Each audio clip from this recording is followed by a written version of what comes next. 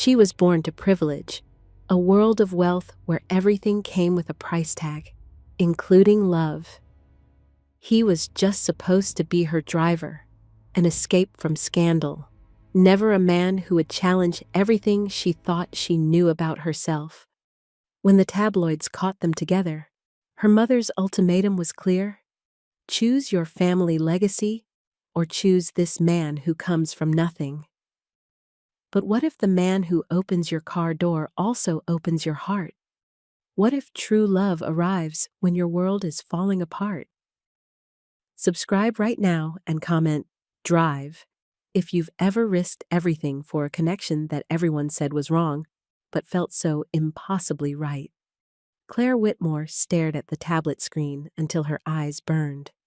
The words blurred together, but the headline still screamed at her. Ice Queen dumped. Heartless heiress too cold for love? Below the cruel words was a photo of her at last week's charity gala. She looked stiff and uncomfortable, her champagne glass clutched like a shield. The photo caught her in the worst moment. Lips pressed tight, eyes distant. She looked exactly like what they called her: cold, untouchable. Claire tossed the tablet onto her cream-colored couch and walked to the floor-to-ceiling windows of her Manhattan penthouse. 30 floors below, tiny figures gathered on the sidewalk. More reporters, more cameras, all waiting for her to crack. Her phone buzzed again. Mom, the 5th call this morning. Claire let it ring. Last night's breakup with Liam had been private, at least. He'd waited until they were alone in her apartment after the charity dinner. His words still echoed in her mind. I can't do this anymore, Claire. It's like loving a beautiful statue. Claire pressed her forehead against the cool glass. Was that true? Had she become so careful with her emotions that she'd forgotten how to feel them? The phone buzzed again. With a sigh, she picked up. Claire Elizabeth Whitmore. Her mother's voice sliced through the speaker. Why aren't you answering my calls? Good morning to you too, Mother, Claire said, trying to keep her voice steady. This is a disaster, Evelyn Whitmore continued. Have you seen what they're saying? What they're printing? Yes. Claire walked to her kitchen and poured a glass of water. I've seen it. We need to get you out of the city. The upstate house is ready. I've called Richard to prepare everything. Claire took a long sip of water. The family estate in upstate New York. Her childhood prison of perfect lawns and perfect manners. I have work, Mother. The foundation can wait, Evelyn cut in. This is about the Whitmore name. Your father would be... Dad's been gone for 8 years, Claire said quietly, and I doubt he'd care about tabloid gossip. A heavy silence fell between them. Claire regretted her words immediately. Her father was always a sore spot. 1 week, Evelyn finally said. Go upstate for 1 week. Let this blow over. Richard will take care of everything. Claire glanced at the window again. Another news van had pulled up. Fine, she whispered. 1 week. And Claire? Evelyn's voice softened just slightly. Don't drive yourself. Your car is too recognizable. I'll have Richard arrange a driver. After hanging up, Claire packed quickly, throwing clothes into a suitcase without much thought. She texted Sophie, her assistant, to clear her calendar and reschedule her meetings. Sophie replied immediately. On it. Hang in there, boss lady. Those vultures will find someone else to tear apart by next week. The small show of support made Claire's eyes burn with tears she refused to shed. An hour later, her phone buzzed with a message from Richard, the estate manager. Driver arriving at 11 a.m., Darius Holt, former military, discreet, meet in lobby. Claire checked her watch. 20 minutes. She took a deep breath, smoothed her tailored blazer, and reached for her sunglasses. Time to face the gauntlet. The private elevator opened directly into the building's side lobby. Claire spotted him immediately. Darius Holt stood by the glass doors, straight-backed and perfectly still. He wore a simple black suit that fit his broad shoulders well. His dark skin contrasted with the crisp white shirt, no tie. His close-cropped hair and the way he scanned the room spoke of his military background. What caught Claire off guard was his face. Strong jawline, serious eyes that missed nothing, and an expression of calm that felt almost unnatural in the chaos of her world. "Ms. Whitmore," he said, his voice deep and controlled. "I'm Darius Holt." "Mr. Holt," she nodded, suddenly very aware of her designer outfit and the diamond studs in her ears. "Thank you for coming on short notice." "Not a problem." He reached for her suitcase. "My car is parked in the service lane. We can avoid the main entrance." Claire handed over her bag, surprised at how easily she surrendered control to this stranger. "Good thinking." He led her through a service corridor she didn't even know existed in her own building. They emerged beside a black sedan, not luxury, but clean and inconspicuous. "The windows are tinted," he said, opening the rear door for her. "No one will see you." Claire slid into the back seat, the leather cool against her legs. She watched as Darius placed her suitcase in the trunk, his movements efficient and precise. When he took the driver's seat, their eyes met briefly in the rear-view mirror. His gaze was direct, unsmiling, professional. And somehow, it unsettled her more than the reporters outside. The drive north started in complete silence. Claire kept her sunglasses on, even as they left the city behind. She stared out the window, watching the buildings give way to trees and open sky. Darius drove exactly at the speed limit, his hands positioned perfectly on the steering wheel. He didn't try to make conversation, didn't ask about the scandal, didn't offer unwanted sympathy. An hour into the journey, Claire finally spoke. "You can turn on the radio if you'd like." "I'm fine, thank you." His eyes remained on the road. "Well, I'd like some music," Claire said, slightly irritated by his calm. "Something relaxing." Without comment, Darius turned on the radio, finding a classical station. Soft piano filled the car. Claire leaned back, closing her eyes. The music helped, but she could still feel his presence, solid and unavoidable. Rain began to fall as they entered the Hudson Valley. Light at first, then heavy sheets that pounded the car. Darius slowed, his focus sharpening. "We should stop," he said, as visibility worsened. "There's a gas station up ahead." Claire nodded, surprised he'd made the decision without asking her permission first. Most people in her life waited for her approval before acting. Darius pulled under the gas station's awning. The rain created a curtain around them, isolating their car in a bubble of water and sound. "Should be a short storm," he said, turning in his seat to look at her properly for the first time. "Would you like anything? Water? Coffee?" Claire shook her head, studying him. Up close, she noticed a small scar near his left eyebrow. His eyes were a deep brown, almost black, with long lashes any woman would envy. "How long were you in the military, Mr. Holt?" she asked, curious despite herself. 8 years. Army." His answers were as economical as his movements. "And now you drive for a living?"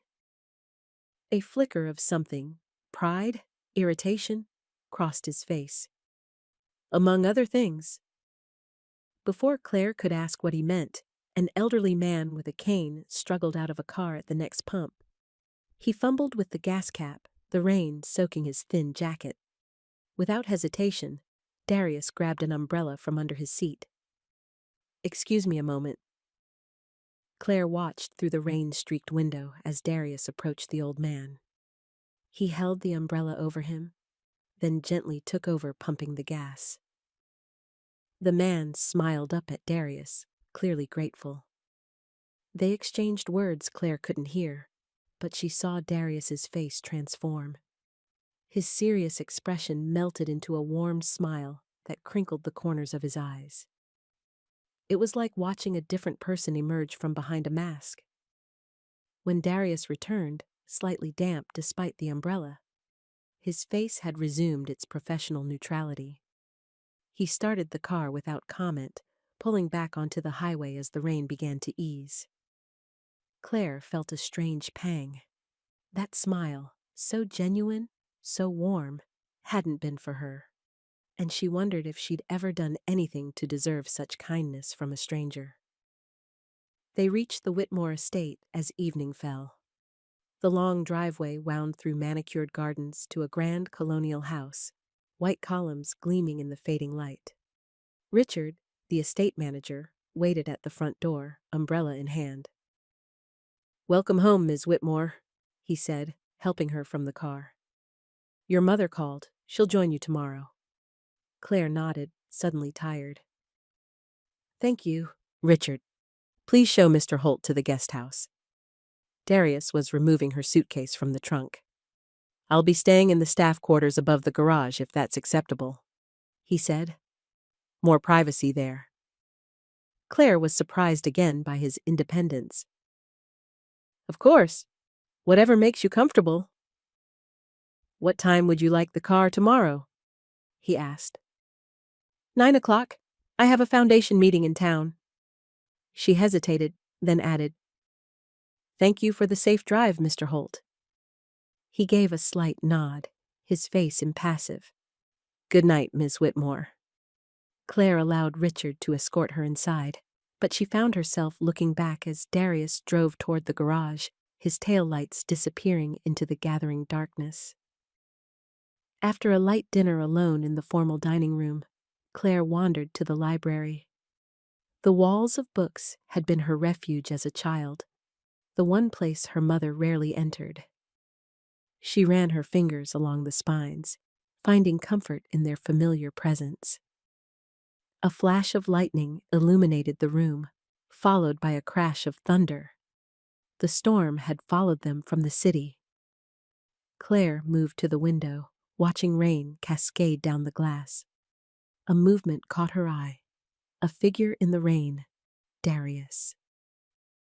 He was checking the car, wiping down the exterior, making sure the windows were secure. The rain soaked his shirt, plastering it to his broad shoulders, but he worked methodically, unbothered. Claire frowned. Why was he doing this now, in a storm? There was no urgency, no reason for him to be out in this weather, unless he simply cared about doing his job well, regardless of comfort. The thought stayed with her as she prepared for bed. In her world, people did things for recognition, for advantage, for display. What kind of man worked this hard when no one was watching?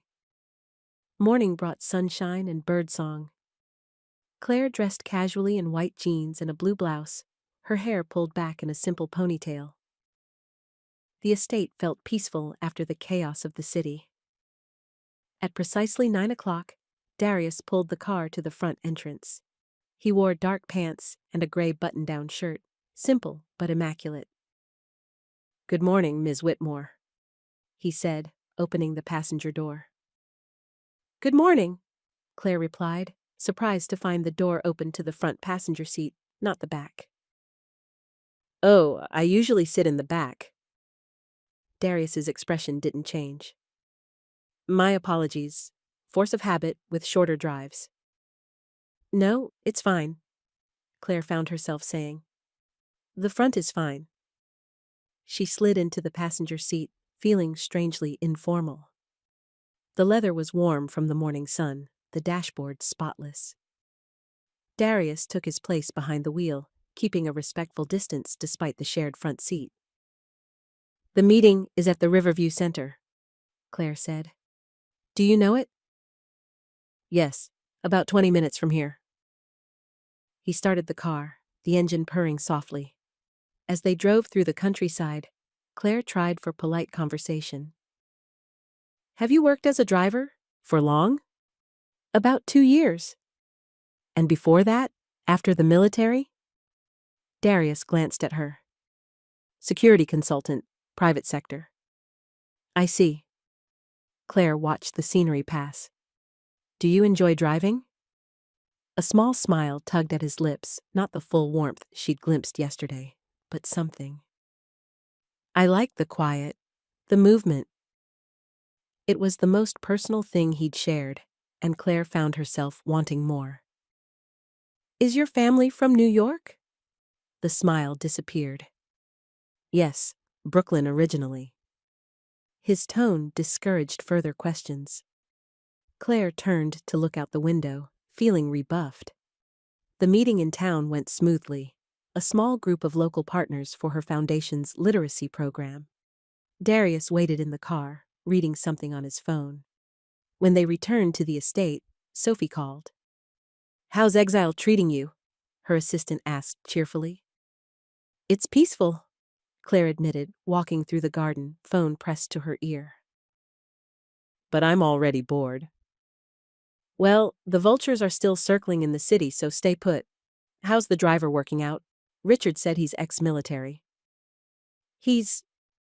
Claire paused, watching Darius inspect the car in the distance. Professional, quiet. Ooh, the strong, silent type, Sophie teased. Is he cute? Sophie! Claire felt heat rise to her cheeks. He's an employee. So, you have eyes? Is he handsome? Claire sighed. Yes, fine. He's attractive. In a serious, brooding way. Perfect. A distraction is exactly what you need right now. I'm not looking for… Claire spluttered.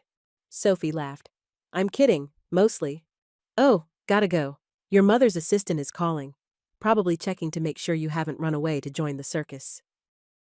After hanging up, Claire found herself smiling for the first time in days. Sophie always had that effect, cutting through the proper Whitmore reserve with her irreverence. That evening, Claire overheard Darius on the phone outside the garage. She hadn't meant to eavesdrop, but his voice carried in the quiet night. Yes, Dad, I'm okay. The job's good. A pause. I know. I'll send the money soon. Don't worry about the bill. Just focus on getting stronger. His voice held a gentle concern that Claire had never heard before. When he hung up, his shoulders sagged briefly before he straightened again, resuming his perfect posture. Claire stepped back, feeling like she'd intruded on something private. A sick father. Money troubles. The realization that Darius had real problems, unlike her tabloid scandals, made her feel suddenly small. The next morning, her mother arrived in a flurry of designer luggage and complaints about the drive. Darling, you look tired, Evelyn said, air-kissing Claire's cheeks. At 55, Evelyn Whitmore remained striking, tall, slender, with Claire's blonde hair colored to perfection. Have you been using that eye cream I sent? Hello, Mother, Claire said, accepting the criticism as normal. How was your trip? Tedious. My driver took forever, not like yours. Evelyn nodded toward Darius, who was bringing in her bags. Richard made a good choice there. Darius nodded politely at Evelyn. Ma'am. Evelyn barely glanced at him. Put those in the East Suite, please. Claire noticed how her mother didn't use Darius's name, didn't make eye contact, as if he were invisible. She'd been raised with the same attitudes. Staff were background, not people to engage with. But now, seeing it from the outside, she felt uncomfortable. Mr. Holt, she said, deliberately using his name. Thank you. And please tell Richard we'll need lunch for 2 on the terrace. Darius's eyes met hers, a flicker of surprise crossing his face at her courtesy. Yes, Ms. Whitmore. Lunch with Evelyn was a strategic session. We need to counter the narrative, her mother insisted, spreading avocado precisely on her toast. I'm thinking a carefully placed interview. Show the public the real Claire, warm, engaged, definitely not an ice queen. Claire pushed her salad around her plate. And who is the real Claire, Mother? Evelyn looked up sharply. Don't start with the existential questions, dear. We're handling a PR situation. Maybe I don't want to handle it. Maybe I just want to live my life without worrying what everyone thinks. That luxury died with your father's first billion, Evelyn said flatly. We are public figures, whether we like it or not. Claire sighed, knowing it was true. The Whitmore wealth came with Whitmore responsibility and Whitmore scrutiny. Fine, one interview, but I choose the outlet. Evelyn smiled, victorious. Of course, darling. Later that afternoon, Claire escaped to the garden with a book. She found a stone bench beside the rose bushes, sunlight warming her face as she tried to lose herself in fiction. The peaceful moment ended when she heard voices from the driveway. Evelyn's crisp tones carried first. I appreciate your service to our country, Mr. Holt, but I need to be clear. Claire is in a vulnerable position right now. This arrangement is temporary, a necessary retreat until the media circus dies down. Claire closed her book, listening intently. I understand, Mrs. Whitmore. Darius's voice was respectful but not subservient. Do you? Evelyn continued. Because my daughter has a tendency to befriend staff. It's a weakness she inherited from her father. I need to know you understand professional boundaries. Claire's cheeks burned with embarrassment and anger. How dare her mother speak to him like this? I assure you, ma'am, I'm very clear on my position. Darius's voice had cooled. I'm here to drive Ms. Whitmore safely, nothing more. Good, that's settled then. Claire heard her mother's heels clicking back toward the house. She remained frozen on the bench, mortified that Darius had been subjected to that conversation, and that he might think she shared her mother's views. The next morning, Claire asked Darius to take her shopping in town, mostly to escape Evelyn's constant strategizing. They were leaving a small boutique when a photographer appeared from nowhere, camera flashing. Claire, over here! Any comment on Liam's new girlfriend? More flashes. Claire froze, blinded and shocked. How had they found her here? Suddenly, Darius was beside her, one arm shielding her from the camera. Cars this way, he murmured, guiding her firmly but gently. He opened the passenger door, his body blocking the photographer's view as she scrambled inside. In seconds, they were driving away, turning down a narrow alley before emerging on a back road. Claire's heart hammered in her chest.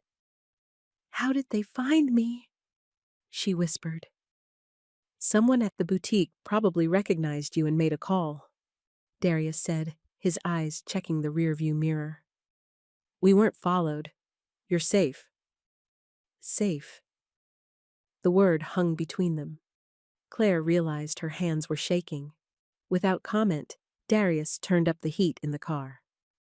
Thank you, she said quietly, for getting me out of there so quickly. Darius nodded, his eyes still on the road. It's my job. No, Claire shook her head. Your job is to drive me, not to protect me like that. He glanced at her then, his dark eyes serious. My job is to get you where you need to go safely. Physical safety, yes, but also dignity. No one deserves to be ambushed like that. Claire stared at him, suddenly seeing past the professional exterior to something deeper, a core of integrity that had nothing to do with paychecks or expectations. Why do you care? She asked, the question escaping before she could stop it. Darius's hands tightened slightly on the steering wheel. Everyone deserves respect, Ms. Whitmore, even tabloid targets. A ghost of a smile touched his lips. Maybe especially them. Claire felt something warm unfurl in her chest. Not attraction, though he was undeniably handsome. Something rarer, genuine appreciation. For possibly the first time in her life, someone had acted to protect her without wanting anything in return. They drove in silence back to the estate, but it wasn't the awkward silence of before. This quiet felt companionable, almost comfortable. As they pulled up to the house, Claire found herself reluctant to end the moment. "Would you like some coffee, Mr. Holt, before your next drive?" Surprise flickered across his face. He hesitated, then nodded. "Thank you. That would be nice." Claire led him to the kitchen, not the formal dining room where she took meals with her mother. The estate chef had the day off, so Claire made the coffee herself, aware of Darius watching from the doorway. "You don't have to stand there," she said, gesturing to the stools at the counter. "Please, sit." Darius moved with that same contained grace, perching on the stool, but looking ready to stand at any moment. Claire placed a mug of coffee before him and took the seat opposite, leaving plenty of space between them. "Do you take milk or sugar?" "Black is fine, thank you." They sipped, in silence for a moment. Claire gathered her courage. "I want to apologize for my mother's conversation with you yesterday. I overheard, and it wasn't right." Darius looked up sharply. "There's no need to apologize." "Yes, there is. She spoke to you like you weren't equal. And that's not how I see things." He studied her for a long moment. "How do you see things, Ms. Whitmore?" The direct question caught her off guard. I believe in treating people with dignity, regardless of their job or background." "And yet you sit in the back seat. Keep conversation minimal. Maintain distance." His words weren't accusing, just matter of fact. Claire felt heat rise to her cheeks. "That's different. That's habit, I suppose. How I was raised." Darius nodded slowly. "We're all shaped by how we're raised. The question is whether we let those habits define us forever." His words hung in the air between them, challenging and somehow personal, as if he spoke from experience. "Is that why you left Brooklyn?" Claire asked quietly. "To break habits?" Something flickered in Darius's eyes, surprised that she'd remembered his brief mention of home. "Partly. The army was my way out, a way to become my own person." "And did it work?" He took a sip of coffee, considering. "It showed me I was capable of more than my neighborhood expected, but it also taught me that backgrounds matter less than character. I served with rich kids from Connecticut and poor kids from Detroit. Some were brave, some weren't. Money didn't determine courage." It was the most he'd said at one time, and Claire found herself hungry for more, for this glimpse into a world so different from her own. "And now you're back, driving one of those rich kids," she said with a small smile. Darius actually chuckled, a warm, low sound that transformed his serious face. "Life has strange turns." Before Claire could respond, her phone rang. Evelyn calling from upstairs. With a sigh, Claire answered. "Yes, Mother?" "Where are you? I've been looking everywhere. We need to finalize the interview arrangements." "I'm in the kitchen, having coffee." "Well, come up to the study. I don't have all day." Claire hung up, feeling the warm bubble of connection with Darius already fading. "Duty calls?" she said, with a rueful smile. He stood immediately, taking his mug to the sink and rinsing it. "Thank you for the coffee, Ms. Whitmore." "Claire," she said suddenly. "Please call me Claire." Darius looked at her for a long moment, his expression unreadable. "Thank you for the coffee, Claire," he finally said, her name sounding rich and somehow significant in his deep voice. After he left, Claire stood alone in the kitchen, her coffee forgotten. Her heart was beating too quickly, and she had the strangest feeling that something important had just happened. Something that had nothing to do with tabloids, or reputations, or the Whitmore name. Something that was just about her, about Claire. The next morning, Claire woke early, the pale dawn light filtering through her curtains. She'd slept better than she had in weeks, despite her mother's presence in the house, and the ongoing crisis management. She dressed in jeans and a simple sweater, then headed downstairs. The house was quiet, the staff not yet stirring. On impulse, she slipped out the back door and walked toward the garage.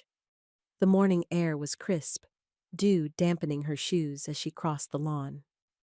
Birds called to each other from the trees, a peaceful chorus that made the tabloid scandal seem distant and small. When she reached the garage, she spotted Darius immediately. He was washing the car by hand, sleeves rolled up to reveal strong forearms. He worked with focused precision, not noticing her approach. Claire watched for a moment, struck by his dedication. It was barely 6 a.m., yet here he was, making sure the vehicle was perfect. No one had asked him to do this. No one would have known if he hadn't. "Good morning," she called softly. Darius straightened quickly, surprise crossing his face before his professional mask slid back into place. "Ms. Whitmore, good morning." "Claire," she reminded him gently. He hesitated, then nodded. "Claire, you're up early." "So are you." She moved closer, noting the careful way he wiped his hands on a towel before greeting her properly. "The car looks spotless already." "Just finishing up." His eyes studied her casual attire. "Did you need to go somewhere?" "No, I just—" Claire wasn't sure how to explain her presence. "I wanted to see you seemed too forward, too revealing. I thought I'd take a walk before breakfast, before my mother wakes up." Understanding flickered in his eyes, along with something that might have been amusement. "Stealing a quiet moment?" "Exactly." She smiled, relieved he understood. "My mother is intense." "I noticed." His lips curved slightly. "She cares about you." "She cares about the Whitmore reputation," Claire corrected, then immediately felt disloyal. "I'm sorry, that wasn't fair. She does care, in her way."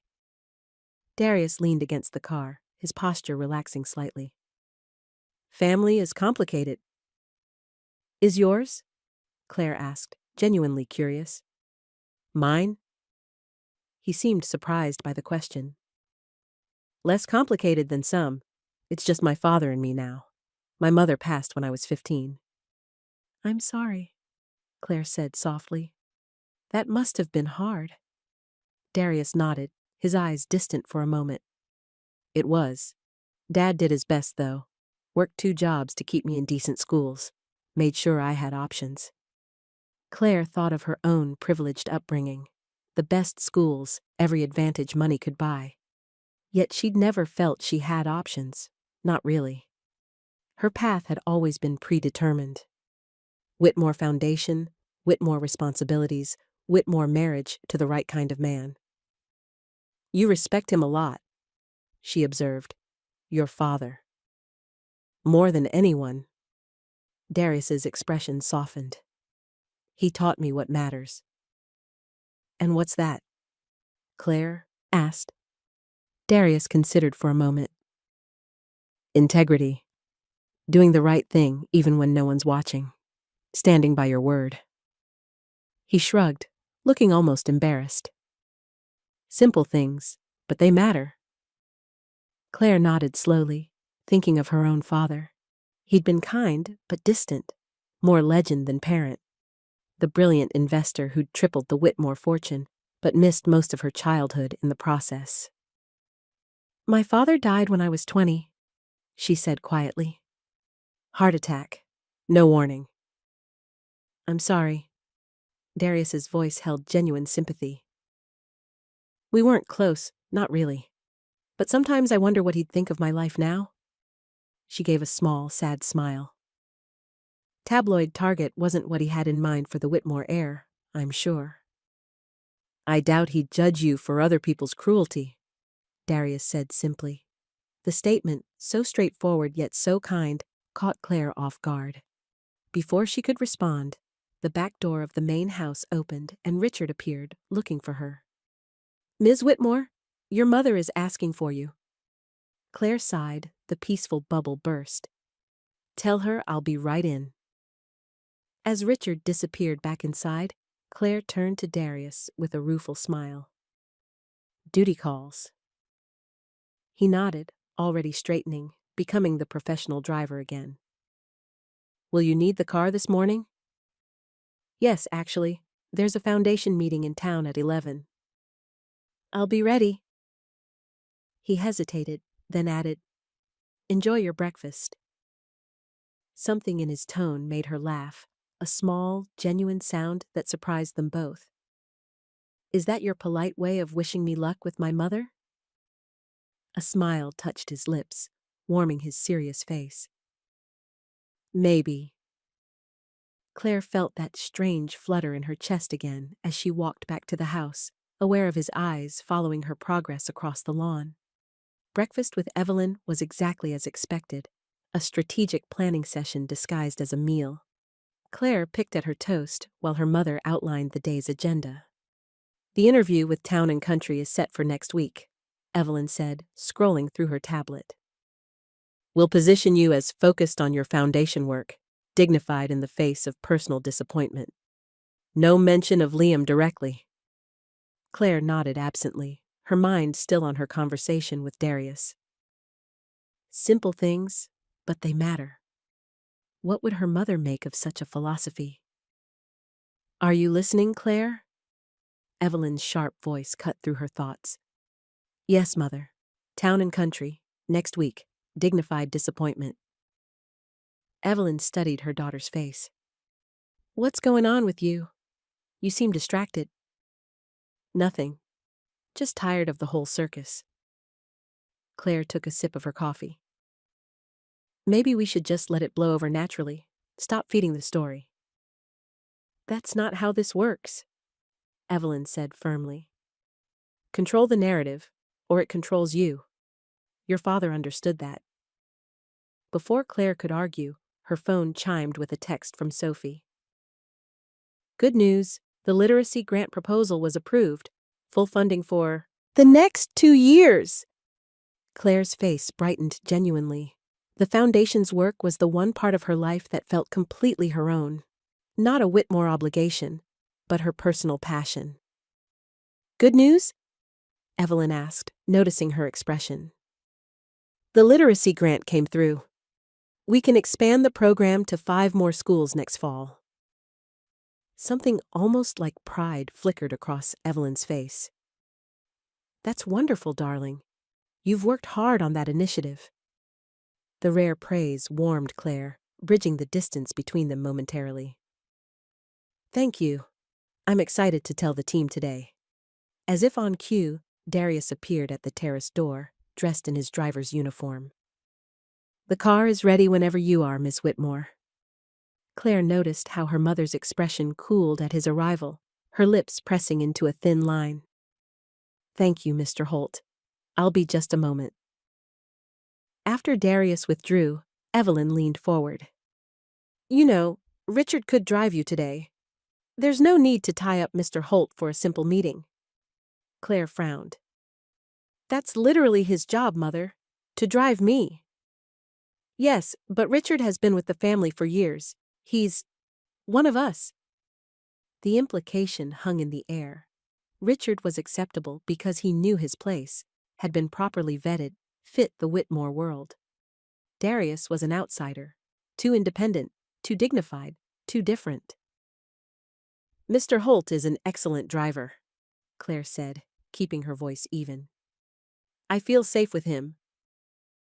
Evelyn raised a perfectly shaped eyebrow. Safe? Has there been some threat I don't know about?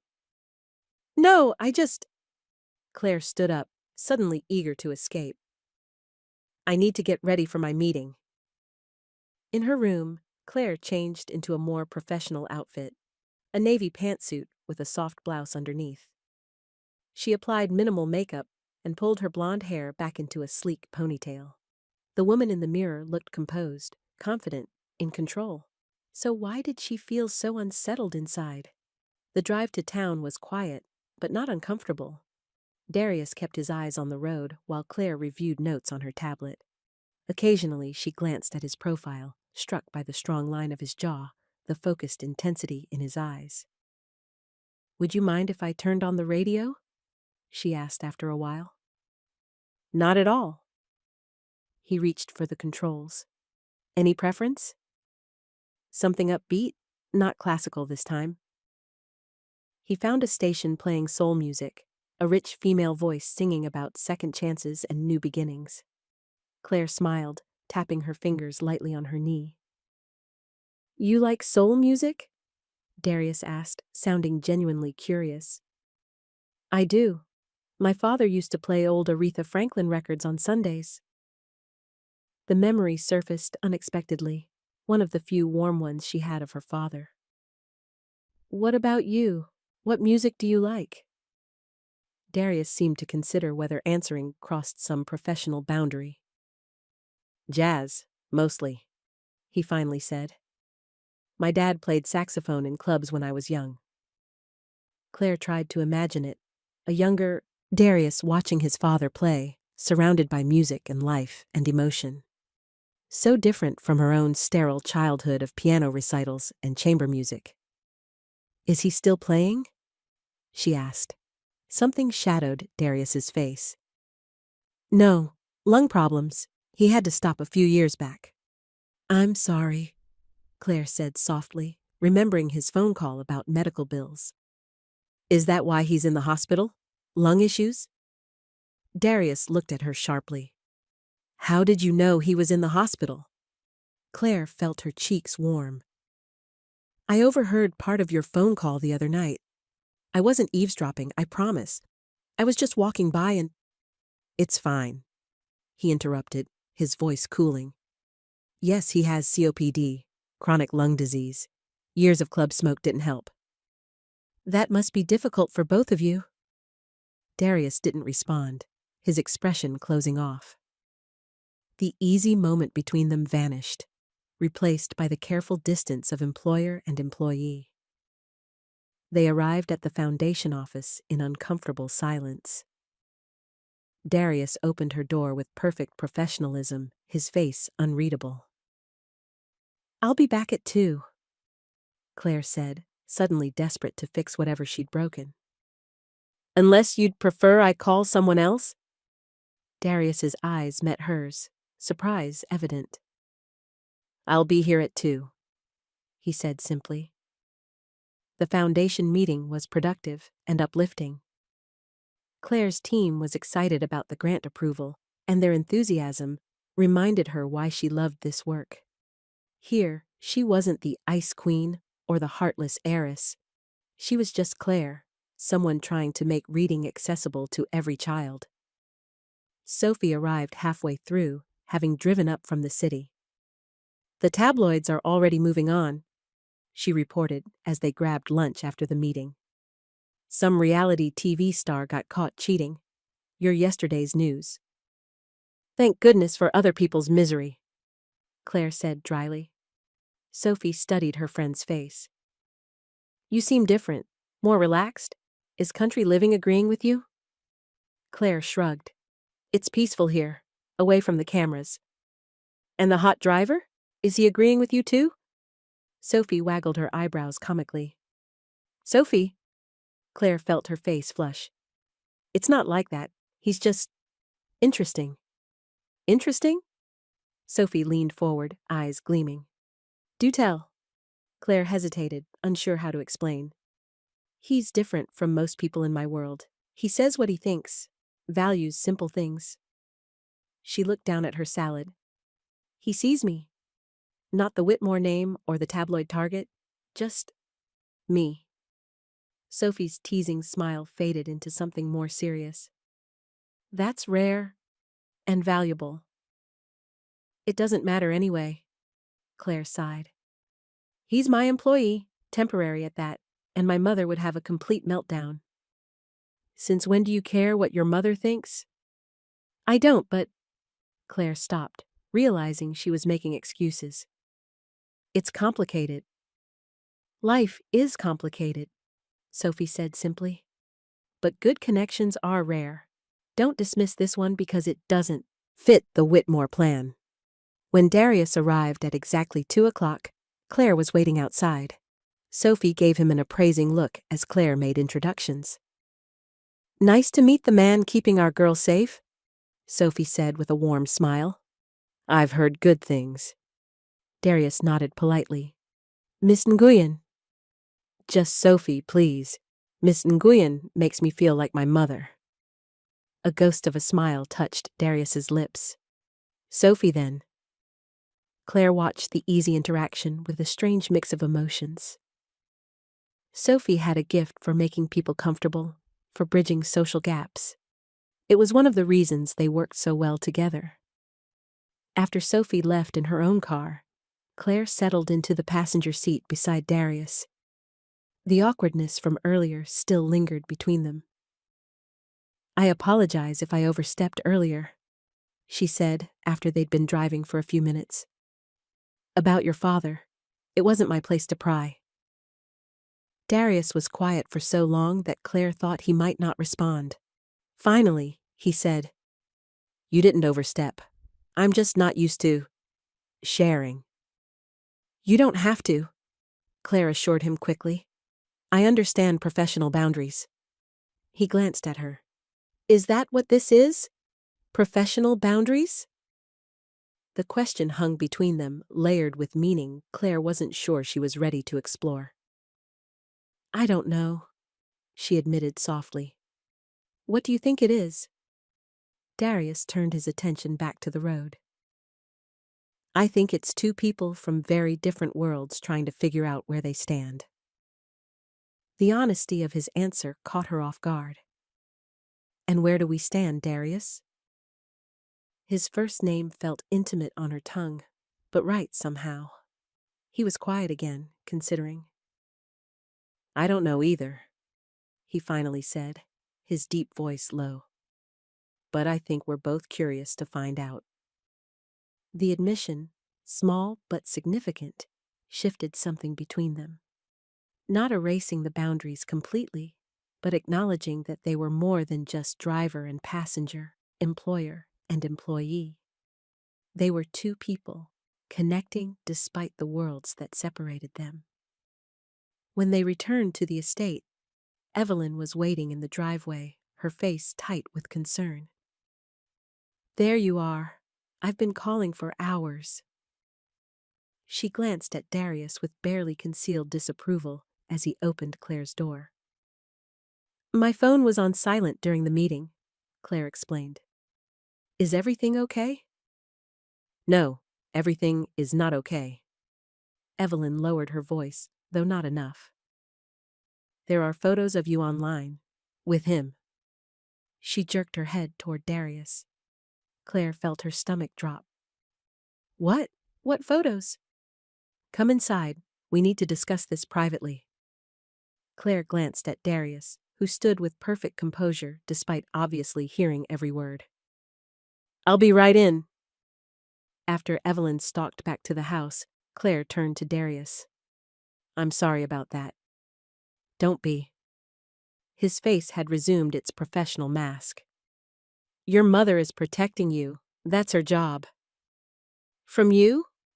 Claire shook her head. "That's ridiculous." Something flickered in his eyes. Pain? Resignation? Before he looked away. "Maybe not as ridiculous as you think."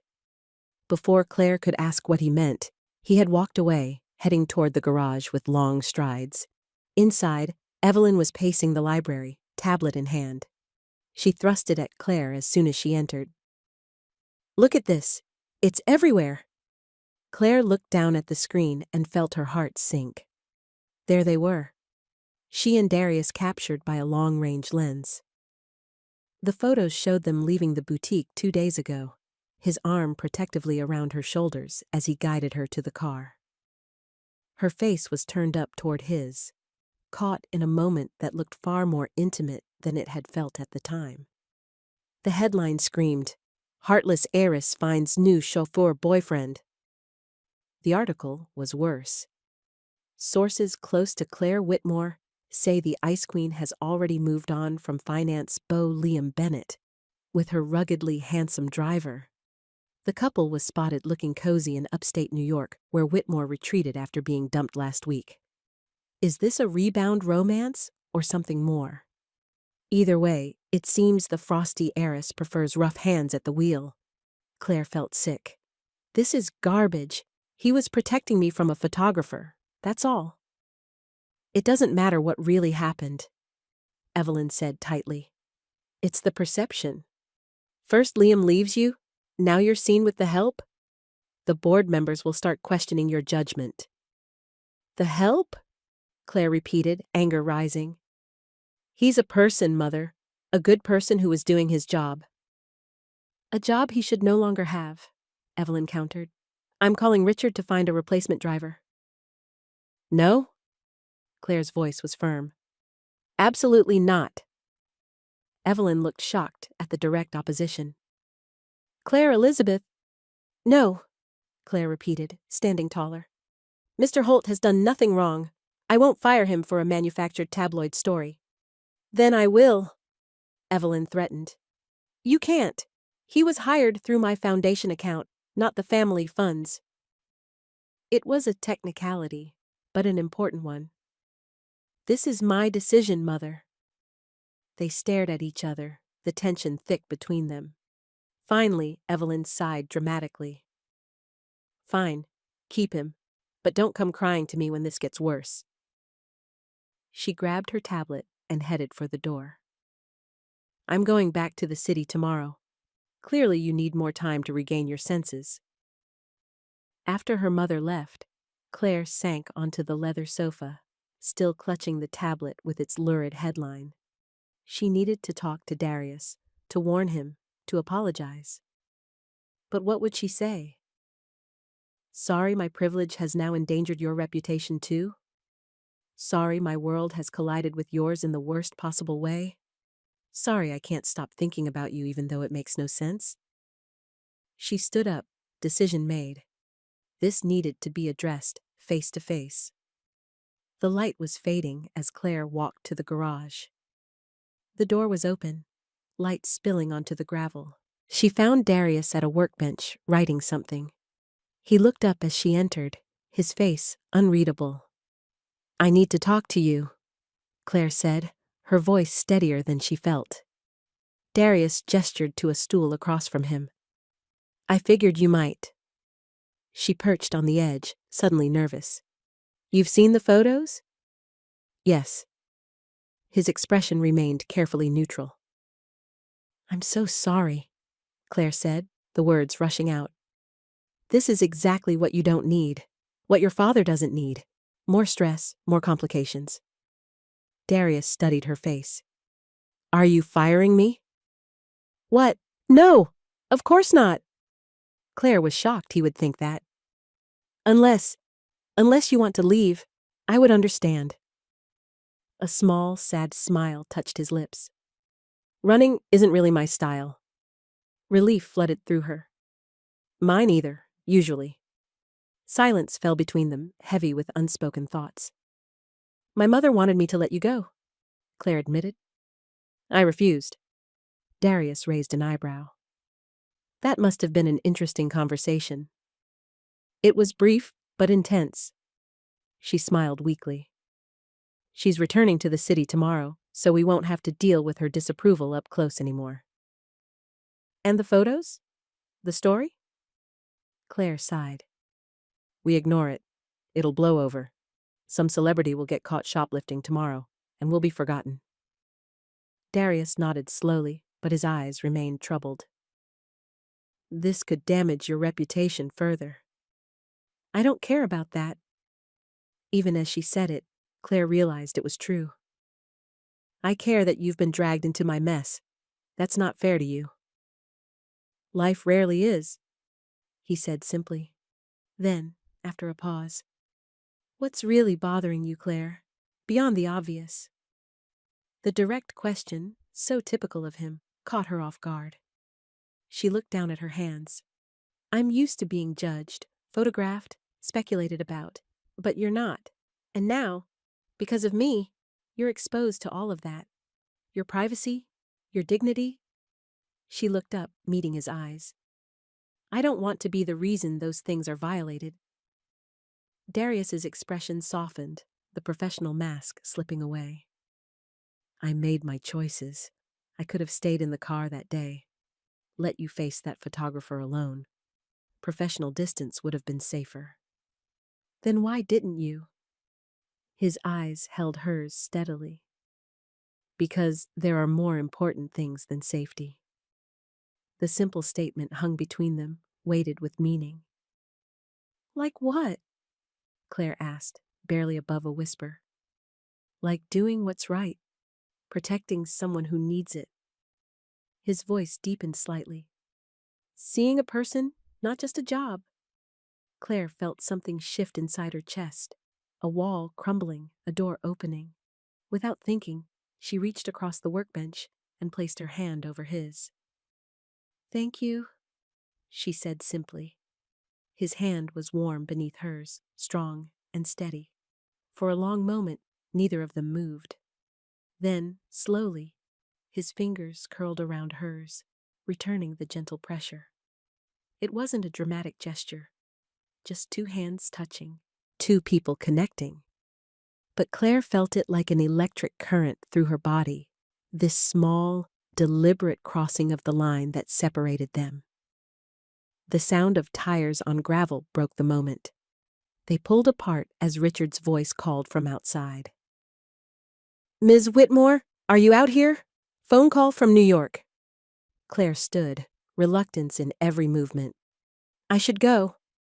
Darius nodded, already withdrawing behind his professional demeanor.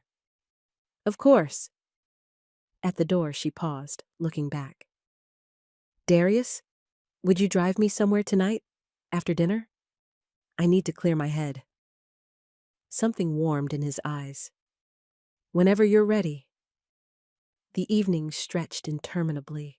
Claire picked at her dinner, alone in the formal dining room, her thoughts constantly drifting back to that moment in the garage, the feeling of his hand beneath hers. What was she doing? Developing feelings for her driver was like something from a bad romance novel. It was cliché, inappropriate, complicated on every level. And yet, when she closed her eyes, all she could see was his face. Serious, thoughtful, honest, in a way few people in her world ever were. At 9 o'clock, she messaged him. Ready whenever you are. He responded immediately. Waiting out front. Claire grabbed a light jacket and slipped out the front door. The night was clear, stars brilliant above the estate grounds. Darius stood beside the car, moonlight silvering his strong profile. Where to? He asked as she approached. Claire realized she hadn't thought that far ahead. Just drive? Somewhere quiet? He nodded, opening the passenger door for her. The familiar courtesy felt different now, charged with awareness. They drove in silence down the estate's long driveway, then turned onto a country road that wound through fields and forests. Claire rolled down her window, letting the cool night air rush over her face. Better? Darius asked, glancing at her. Much. She smiled, feeling freer than she had in weeks. Sometimes I just need to move, you know? To feel like I'm going somewhere, even if I don't know where. He nodded, understanding in his eyes. I felt that way after the army, like I needed to keep moving or I'd disappear.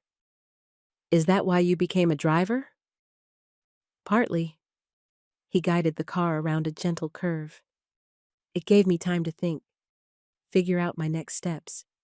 Then my father got sick, and the next steps got put on hold. Claire watched his profile, struck again by the sense of duty that seemed to guide his every decision. What were they? Your next steps? He hesitated, then said, Security consulting was good money, but not what I wanted long term. I've been taking night classes, business management.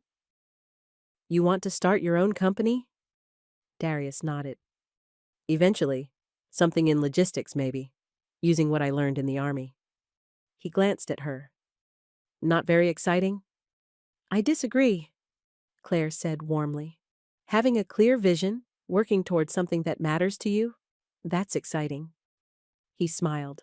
Then, a real smile that transformed his serious face.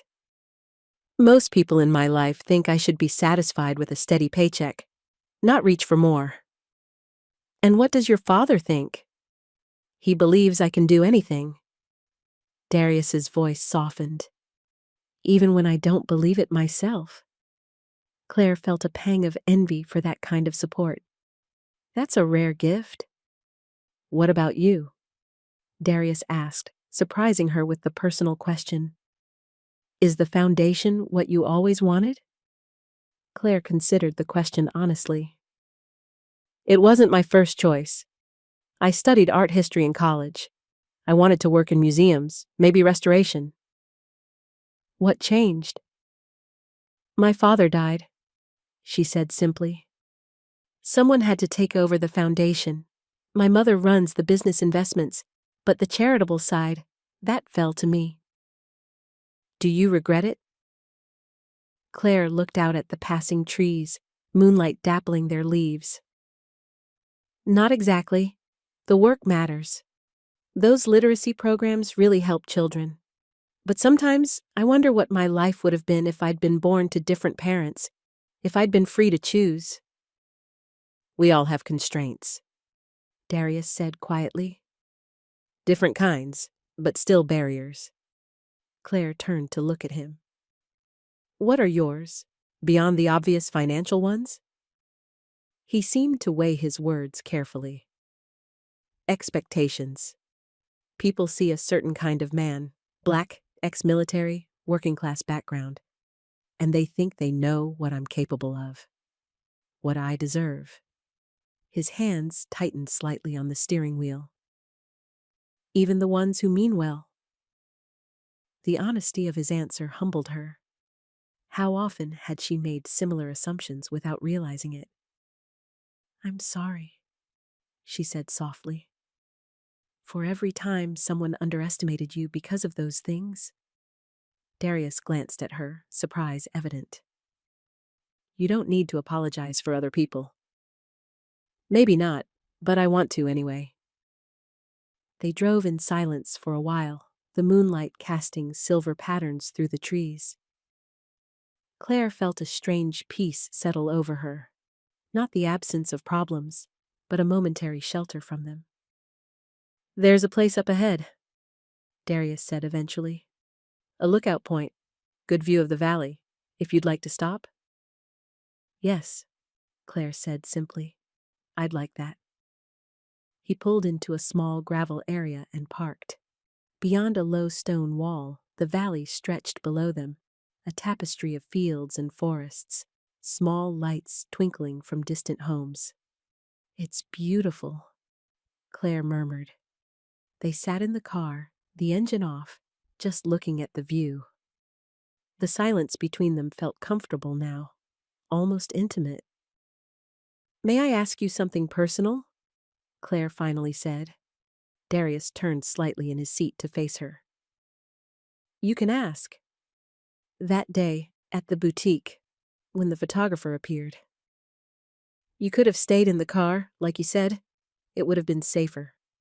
Professional. She met his eyes in the dim light. Why did you really help me? He held her gaze, something vulnerable crossing his face. Because I saw your fear, not just embarrassment or annoyance.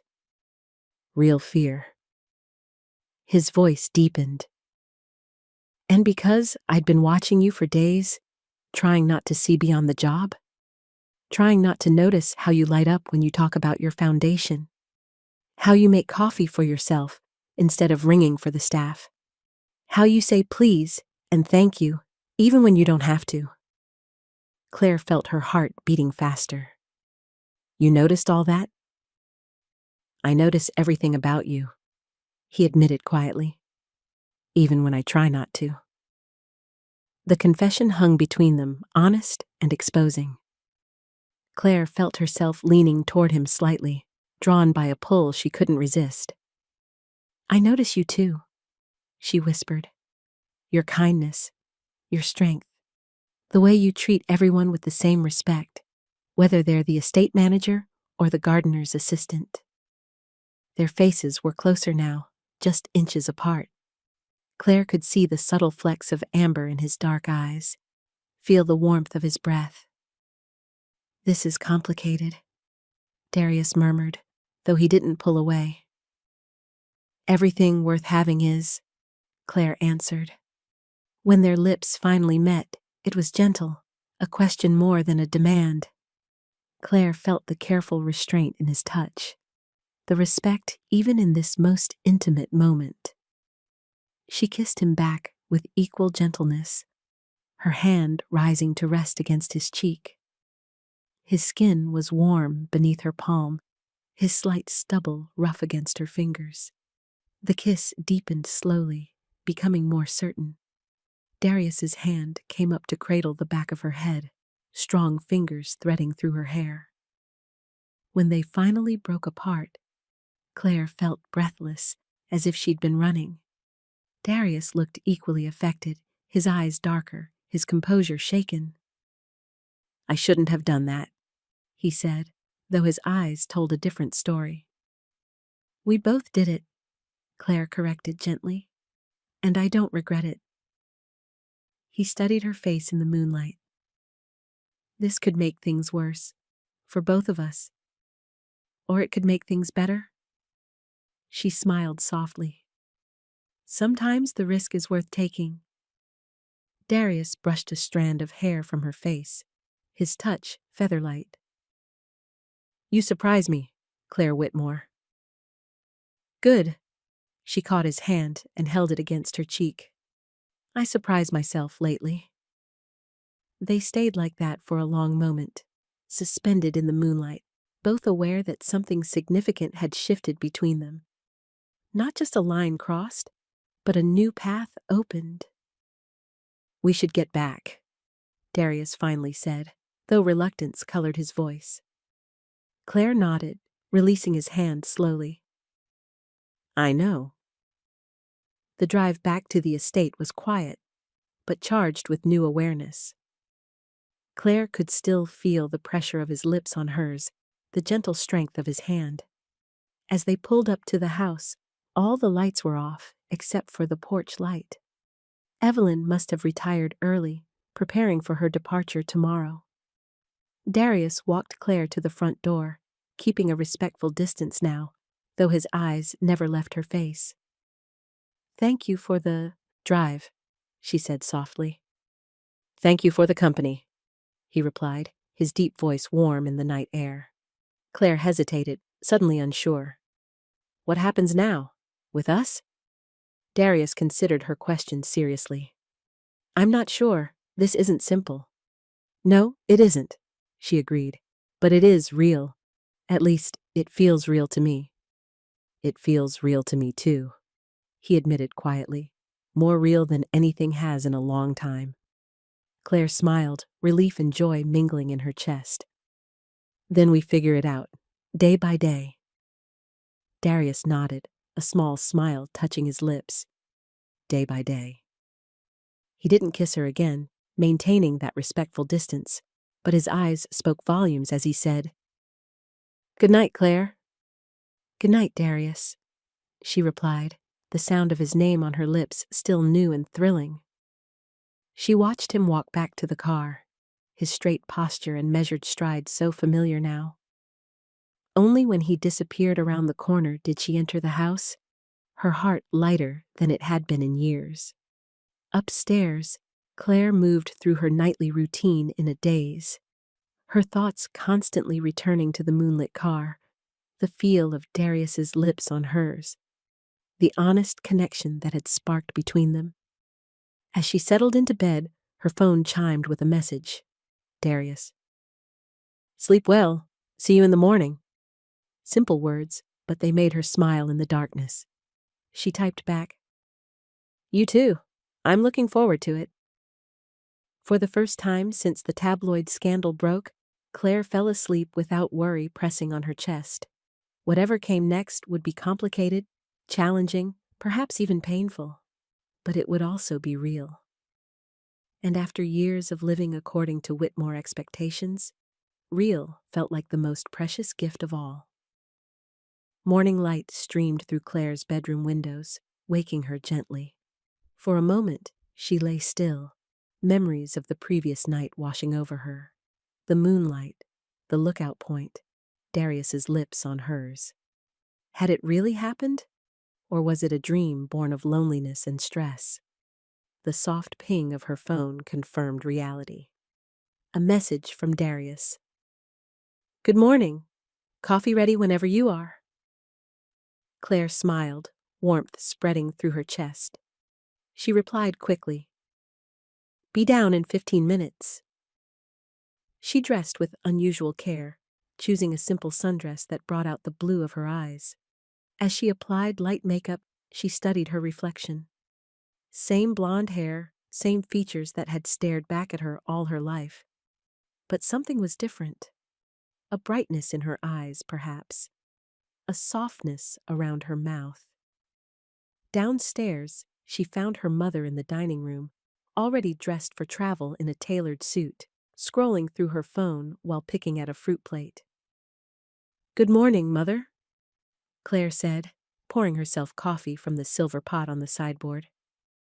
Evelyn looked up, her eyes narrowing slightly as she took in Claire's appearance. "You look cheerful, given the circumstances." Claire shrugged, taking a seat across from her mother. "It's a beautiful day." Evelyn set down her phone. "My car will be here at 10. I expect you'll return to the city next week?" "Perhaps." Claire sipped her coffee, unwilling to make definite plans. "It depends on how the interview goes." "And on your driver situation?" Evelyn's tone made the question an accusation. Claire met her mother's gaze steadily. "Mr. Holt continues to be an excellent employee. I see no reason to change the arrangement." "Claire," Evelyn leaned forward, her voice lowering despite the empty room. "I understand that after Liam's betrayal, you might be vulnerable, looking for connection anywhere it seems available. That's not—" "Let me finish." Evelyn held up a manicured hand. "These feelings, if they exist, are not real. They're a reaction to stress, to public humiliation. And they would destroy what remains of your reputation if acted upon." Claire felt a flash of anger. "You don't know what's real for me. You never have." "I know the world we live in," Evelyn countered. "I know how quickly the board would question your judgment if you became involved with an employee. Especially one so—" "So what, Mother?" Claire challenged, her voice hardening. "So different from us? So beneath our station?" Evelyn's lips tightened. "I was going to say inappropriate. He's your employee, Claire. That creates a power imbalance that is problematic regardless of his background." The argument held just enough truth to sting. Claire had considered this herself. Did Darius feel pressured by her position? Her wealth? The thought made her stomach twist. "I respect Mr. Holt," she said carefully, "and I value his service. That's all there is to discuss." Evelyn studied her daughter's face for a long moment. "I hope for your sake that's true." She stood, smoothing her suit jacket. "I'll call when I reach the city." After her mother left the room, Claire sat alone, her coffee cooling. Doubt crept in, chilling the warm certainty of the previous night. What if Evelyn was right?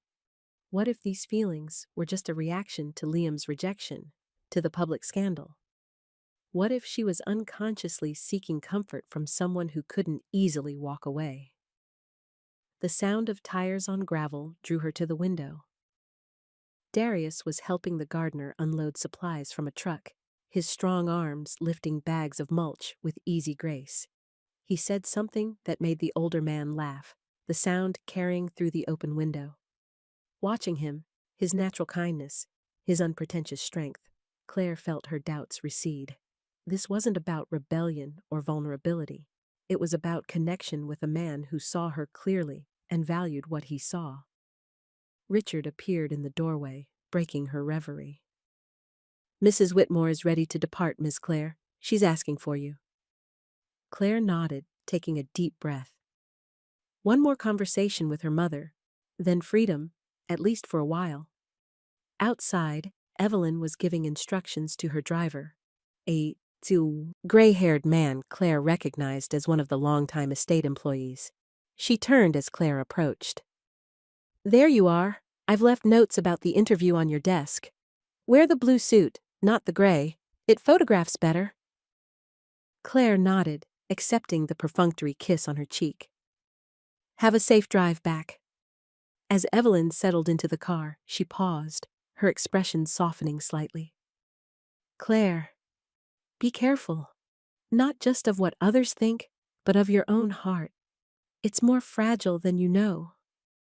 Before Claire could respond, the car door closed. She stood on the gravel drive, watching as her mother's car disappeared down the long driveway, conflicting emotions swirling inside her. Freedom? Yes. But also uncertainty. Without Evelyn's constant direction, the path forward was less clear, both frightening and exhilarating. "Everything okay?"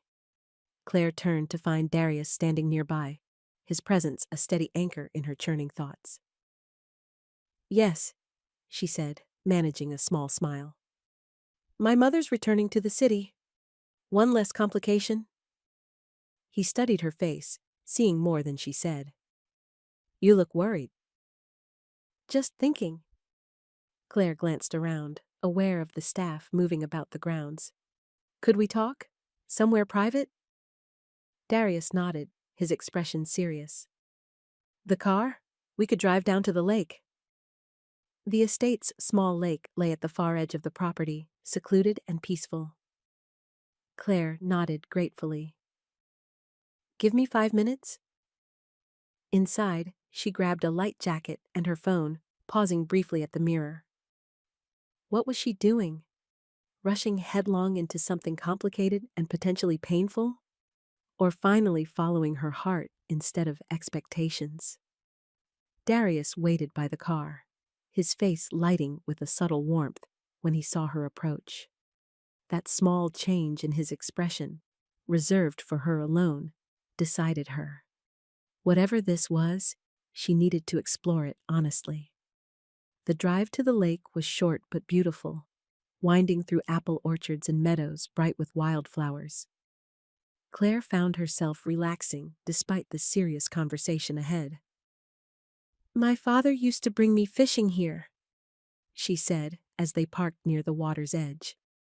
"Before his business really took off, before we became the Whitmores." Darius cut the engine, turning slightly to face her. "Good memories?" "Some of the best." Claire smiled wistfully. "He was different then, more present. After we moved to the Manhattan penthouse, everything changed. He changed." They got out of the car, walking toward a wooden dock that extended into the clear water. Claire kicked off her sandals, sitting at the edge to dangle her feet in the cool lake. After a moment's hesitation, Darius joined her, removing his shoes and rolling up his pant legs. "My mother thinks I'm making a mistake," Claire said finally, looking out across the water. "About you, about us." Darius was quiet for a moment. "What do you think?" The direct question, so typical of him, made her smile despite her worries. "I think I've spent my whole life making the expected choice, the safe choice, and I'm tired of it." She turned to look at him, finding his dark eyes already on her face, patient and attentive. "But I also think my mother raised a valid concern," she continued. "You work for me. That creates a power imbalance that could be problematic." Darius nodded slowly. "I've thought about that too." "You have?" "Of course." His expression was serious. "I respect myself too much to enter into something where I felt coerced or obligated." Relief washed through Claire. "And do you feel coerced or obligated? No. The single word carried absolute certainty. I know the difference between duty and desire, Claire. What happened last night wasn't about your position or your name. What was it about then? She asked softly. Darius looked out across the water, considering his words carefully. It was about seeing someone clearly and being seen in return. About connection that goes beyond surface details. He turned back to her, his eyes holding hers. I've spent my life being judged for what people see first. My skin, my background, my job. With you, I feel seen for who I actually am. That's rare, valuable. The simple honesty of his words touched something deep inside Claire. I feel the same way, she whispered. Like you see past the Whitmore name, past the tabloid headlines. You see me. Their hands rested side by side on the warm wood of the dock. Slowly, deliberately, Darius covered her fingers with his. The touch was gentle but sure, a physical echo of his words. So what now? Claire asked, her voice steady despite the flutter in her chest. That depends on what you want, Darius said. This won't be easy. Your world and mine, they don't often overlap without complications. I know. Claire turned her hand beneath his, interlacing their fingers. But maybe that's okay. Maybe the complications are worth it. Darius smiled then, a warm, genuine expression that transformed his serious face. Maybe they are. For a long moment, they sat in comfortable silence, hands joined, feet dangling in the cool water. Birds called from the trees around the lake. A gentle breeze rippled the surface, and Claire felt more at peace than she had in years. My mother leaves for a charity cruise next month, she said eventually. 2 weeks in the Mediterranean. She's been planning it for months. Darius raised an eyebrow. And this is relevant because it means I'll have the Manhattan penthouse to myself for a while. Claire squeezed his hand gently. Maybe by then, we could see where this goes. Without an audience, without staff watching our every move. 2 weeks is a long time from now, Darius pointed out. A lot could change. True, Claire nodded. But it gives us time to be sure, to know this isn't just reaction or rebellion. Always the strategic thinker, Darius said with a small smile. Planning ahead. Claire laughed softly. One of us should be. He leaned closer, his voice lowering. And in the meantime? In the meantime, Claire said, closing the distance between them. We get to know each other better. Day by day. Their kiss was sweeter than the first, warmed by morning sun and growing certainty. Claire felt Darius's free hand come up to cup her face, his touch gentle yet sure. She leaned into him, savoring the solidness of his presence, the realness of this connection that defied all Whitmore expectations. When they finally broke apart, Darius rested his forehead against hers, his eyes closed. I should tell you something, he said quietly. Claire's heart skipped. What is it? He opened his eyes, meeting her gaze directly. I submitted my resignation this morning. What? Why? Claire pulled back slightly, searching his face. Is it because of the photos? Because of what happened between us?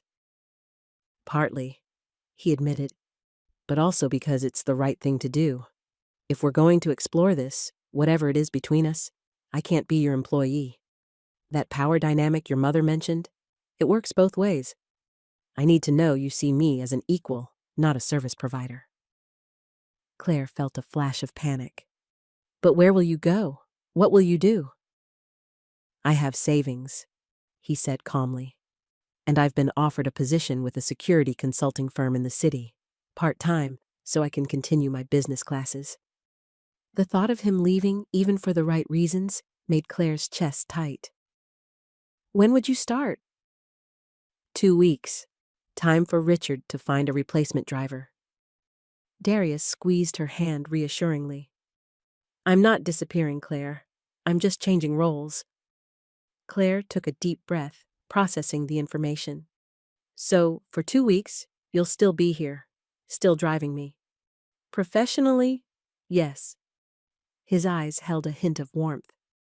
After hours, that's up to you. Relief mingled with anticipation in Claire's chest. That sounds reasonable, responsible even. I try to be both, Darius said simply.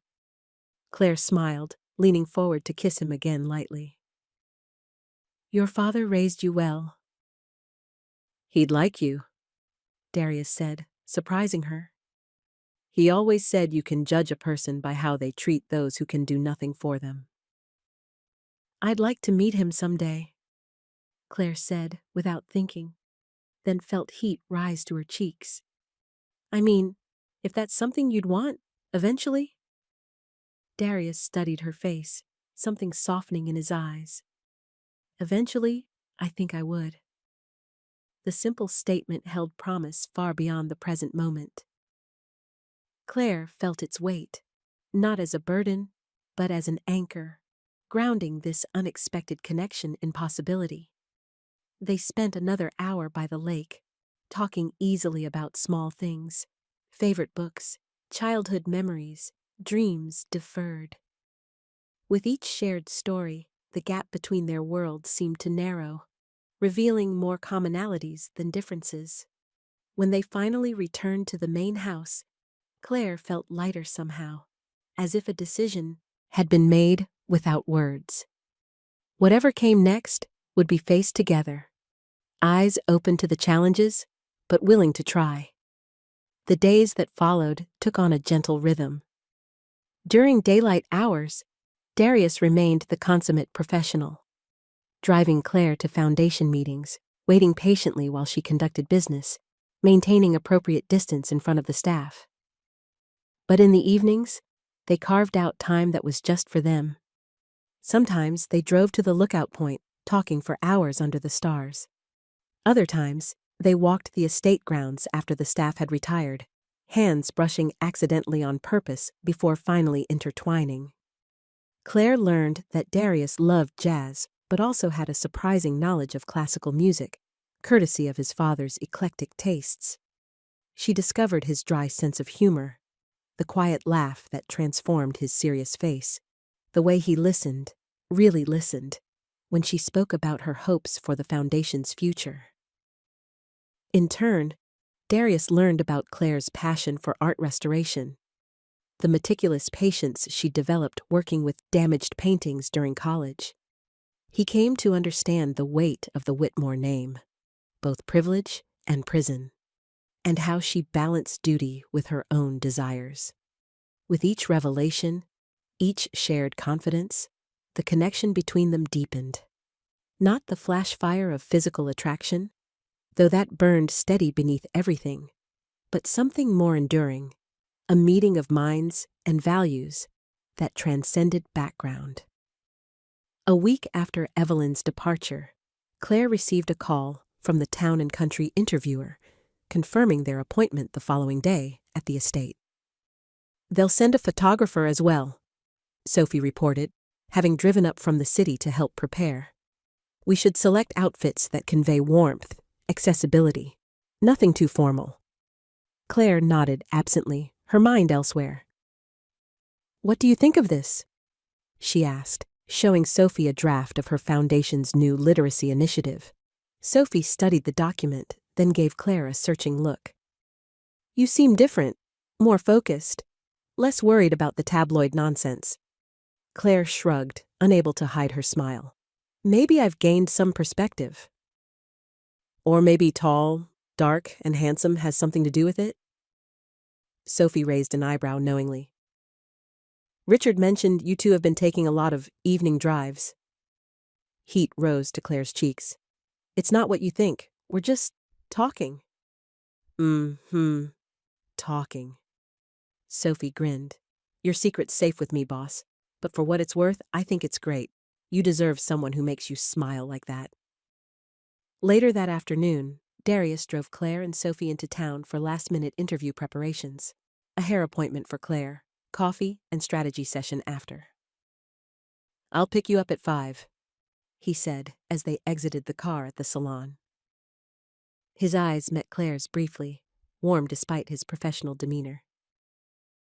"Thank you, Mr. Holt," she replied, keeping her voice neutral even as her heart quickened. Sophie waited until they were inside the salon to elbow Claire gently. "Oh my God, the way he looks at you. Like you're the only person in the world." "Sophie, please," Claire whispered, glancing around at the other patrons. "It's complicated enough without gossip." Fine. Sophie held up her hands in surrender. "But when this all works out, I expect maid of honor status at minimum." "You're impossible," Claire laughed, settling into the salon chair. "I prefer optimistic," Sophie countered with a grin. As the stylist worked on Claire's hair, Sophie scrolled through her tablet. "Good news. The tabloids have mostly moved on. That reality star's cheating scandal is dominating the gossip sites. You're barely a footnote now." "Small mercies," Claire murmured. "The interview tomorrow should help too. Reframe the narrative, show the public the real Claire Whitmore, dedicated philanthropist, not ice queen."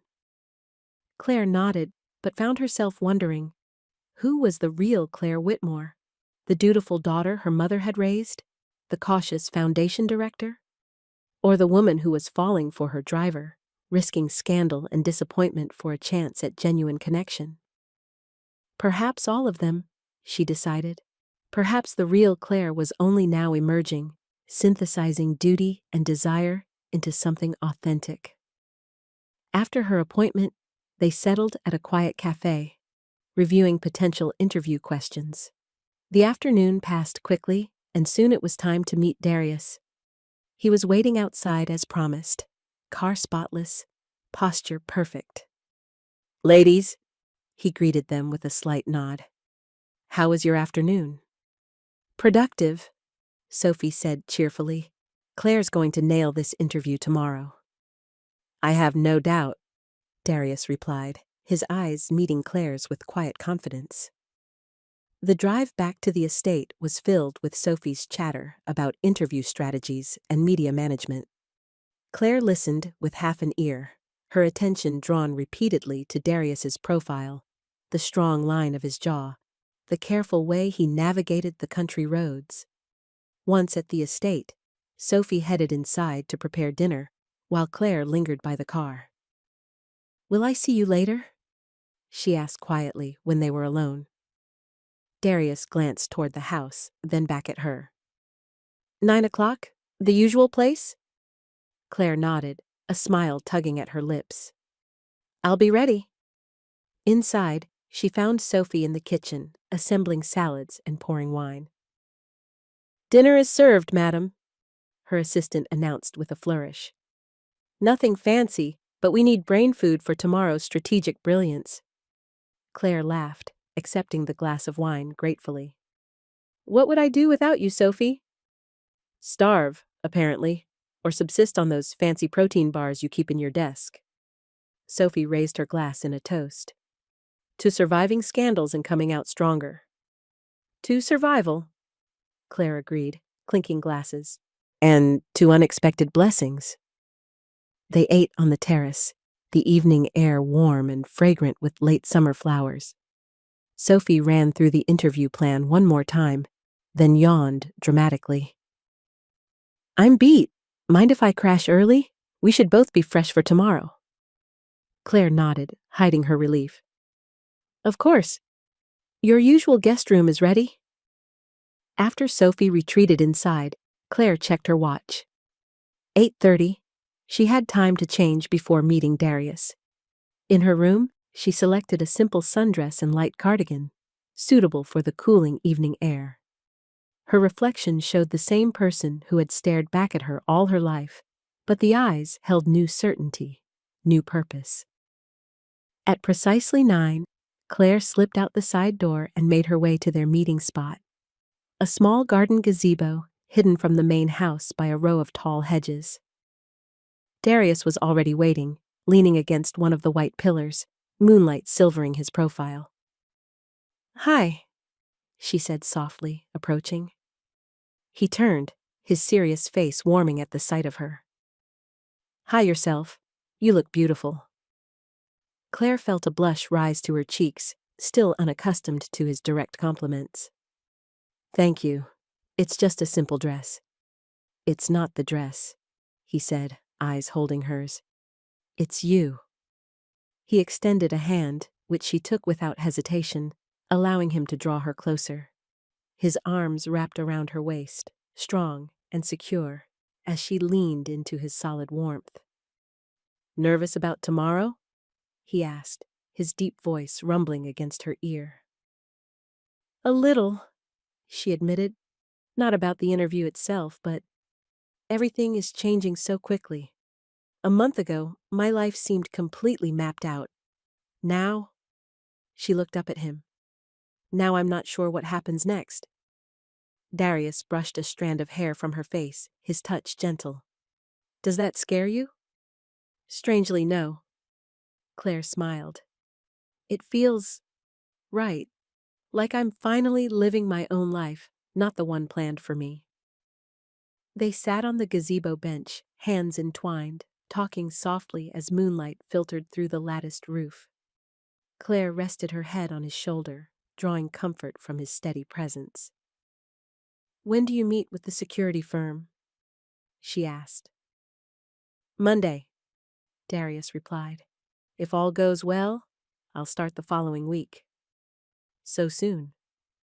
Claire couldn't keep the regret from her voice. Darius squeezed her hand gently. "It's for the best. Clean break from this role, clear start to whatever comes next for us." "And what do you want to come next?" Claire asked, looking up at his face. He considered the question seriously, as he did all things. "I want to know you beyond these stolen moments, beyond driver and passenger. I want to see if what we've started here can grow in the real world." "The real world?" Claire repeated softly.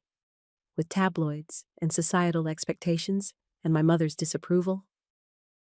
"Yes," Darius said simply. "All of that, because anything worth having comes with challenges." Claire leaned up and kissed him, overwhelmed by his quiet certainty, his willingness to face difficulties for a chance at something genuine.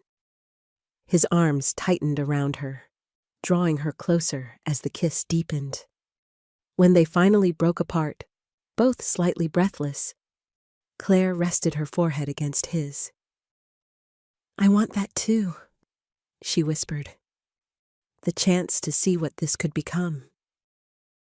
They stayed in the gazebo until the moon was high, talking softly about possibilities, about hopes for the future, about the practical challenges of dating across social divides. When Claire finally returned to the house, slipping quietly past Sophie's closed door, her heart felt full, not with certainty that everything would work out, but with determination to try. Morning brought interview day. Claire woke early, nerves fluttering in her stomach. Not just about the article, but about the decisions she'd made, the path she was choosing. Sophie was already in the kitchen, coffee brewed, outfit options laid out in the adjacent sitting room. "I'm thinking the blue dress with the cream cardigan," she said, scrutinizing Claire's face. "You look like you didn't sleep much." "I slept fine," Claire lied, accepting the coffee gratefully. "Just thinking about the interview." Sophie gave her a knowing look, but didn't press. "Richard called. The town and country people will be here at 11. We have plenty of time to prepare." Claire nodded, sipping her coffee while Sophie outlined the final strategy. The goal was simple: present Claire as warm, engaged, and focused on her foundation work, the opposite of the Ice Queen tabloid persona. "Where would you like to conduct the interview?" Sophie asked. "Library? Garden? Both have good lighting for photos. The garden, I think, Claire decided. More natural, less formal. At 10:30, Darius appeared in the doorway of the sitting room, where Claire was reviewing her notes. He wore his usual driver's uniform, perfectly pressed, his face professionally neutral. Ms. Whitmore, the photographer, has arrived early. Richard asked me to inform you. Claire looked up, keeping her expression composed despite the warmth that spread through her chest at the sight of him. Thank you, Mr. Holt. Please show them to the garden terrace and offer refreshments. I'll be there shortly. After he left, Sophie raised an eyebrow. You two should give acting lessons. I almost believed the professional distance thing. Sophie, Claire warned, though she couldn't help smiling. Just saying, the chemistry is obvious to anyone with eyes. Sophie adjusted Claire's cardigan. Ready to face the media machine? Claire took a deep breath, centering herself. Ready. The interview went smoothly. The writer, a stylish woman named Vanessa, seemed genuinely interested in Claire's foundation work, asking thoughtful questions about the literacy initiative and future plans. The photographer, a cheerful man with a British accent, captured candid shots as they talked, occasionally asking Claire to pose among the garden flowers. People want to see the woman behind the headlines, Vanessa explained as the conversation turned more personal. The real Claire Whitmore. I'm afraid I'm rather boring compared to the tabloid version, Claire said with a small smile. Just someone trying to do meaningful work. And what about your personal life? Vanessa asked carefully. I have to address the recent publicity. Claire had prepared for this. My personal life is just that, personal. But I can tell you that the end of my relationship with Liam was mutual and respectful. We wanted different things. It happens. And the photos with your driver? Vanessa pressed gently. Claire maintained her composed smile. Mr. Holt was helping me avoid an aggressive photographer. He takes his security responsibilities very seriously, which I appreciate. It wasn't a lie, exactly, but the omission felt significant. Claire was conscious of Darius moving around the periphery of the garden, keeping a respectful distance, but undoubtedly within earshot. Vanessa seemed satisfied with the answer, turning to lighter topics for the remainder of the interview. By the time they finished, the afternoon sun was casting long shadows across the lawn. We'll send a draft for approval next week, Vanessa promised, shaking Claire's hand warmly. I think readers will be pleased to see this side of you. After the town and country team departed, Sophie gave Claire a congratulatory hug. Perfect. You came across as genuine, passionate about your work, and completely unfazed by the scandal. The article will be a home run. Claire smiled, relief washing over her. I hope so. It felt honest, mostly. Mostly is all we can ask for in PR, Sophie said pragmatically. Now, I've got to head back to the city. Crisis management team meeting tomorrow morning. Already replacing me with a new disaster? Claire teased. Never. You're my favorite disaster. Sophie squeezed her shoulder affectionately. But the fashion director's cocaine problem is a close second. After Sophie left, driven to the train station by Richard, Claire found herself alone in the big house. The staff had retreated to their quarters for the evening, and a peaceful quiet settled over the rooms. Claire changed into comfortable clothes and made herself a simple dinner in the kitchen, enjoying the rare opportunity to cook for herself. As she ate at the kitchen island, her phone chimed with a message from Darius. Free tonight? Her heart quickened at the simple text. She replied, Yes. Where and when? His response came quickly. Meet me at the garage at 8. Dress casual. I have something to show you. Intrigued, Claire finished her dinner and spent the next hour trying not to watch the clock. At precisely 8, She slipped out of the house and made her way to the garage. Darius was waiting beside his personal car, not the Whitmore sedan he used for driving her, but an older model Toyota, well-maintained but modest. He'd changed from his uniform into jeans and a simple button-down shirt that emphasized his broad shoulders. "Hi," he said, smiling as she approached. "Ready for an adventure?" Claire felt a flutter of excitement. "What kind of adventure?" "A small one," he said, opening the passenger door for her. "But I think you'll like it."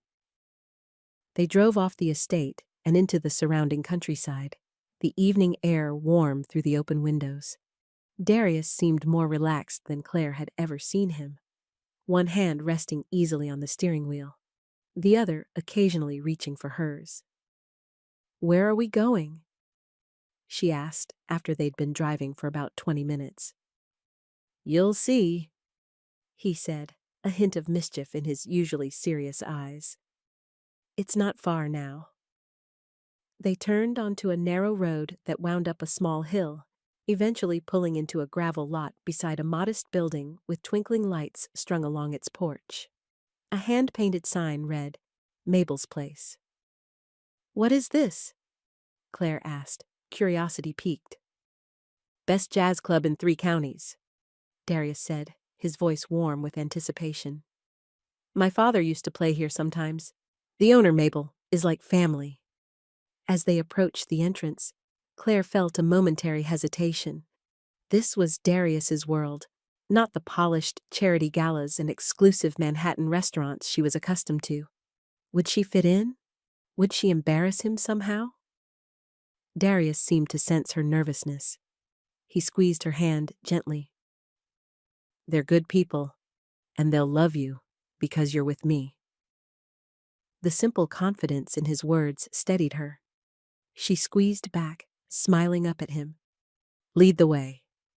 Inside, the club was small but warmly lit, with about a dozen tables surrounding a tiny stage. A trio of musicians, piano, bass, and saxophone, played softly in the corner. The crowd was diverse and casual, some people dressed up for a night out, others clearly coming straight from work. An elderly woman with silver dreadlocks spotted them immediately. "Darius Holt! About time you showed your face around here again." She hurried over, enveloping Darius in a tight hug. "Mabel," Darius said, his voice softening with genuine affection. "Good to see you. You're looking well." "Can't complain," Mabel said, stepping back to examine him critically. "You're too thin. Not eating right." Darius chuckled, a warm sound that Claire was still getting used to. "I eat fine. Mabel, I'd like you to meet Claire. Claire, this is Mabel Johnson, owner of this fine establishment and old friend of my father's." Mabel turned keen eyes toward Claire, assessing her openly. "So you're the one who's got our boy smiling again." She extended a work-worn hand. "Welcome to Mabel's." Claire shook the offered hand, warmed by the genuine welcome in the woman's voice. "Thank you. It's lovely to meet you."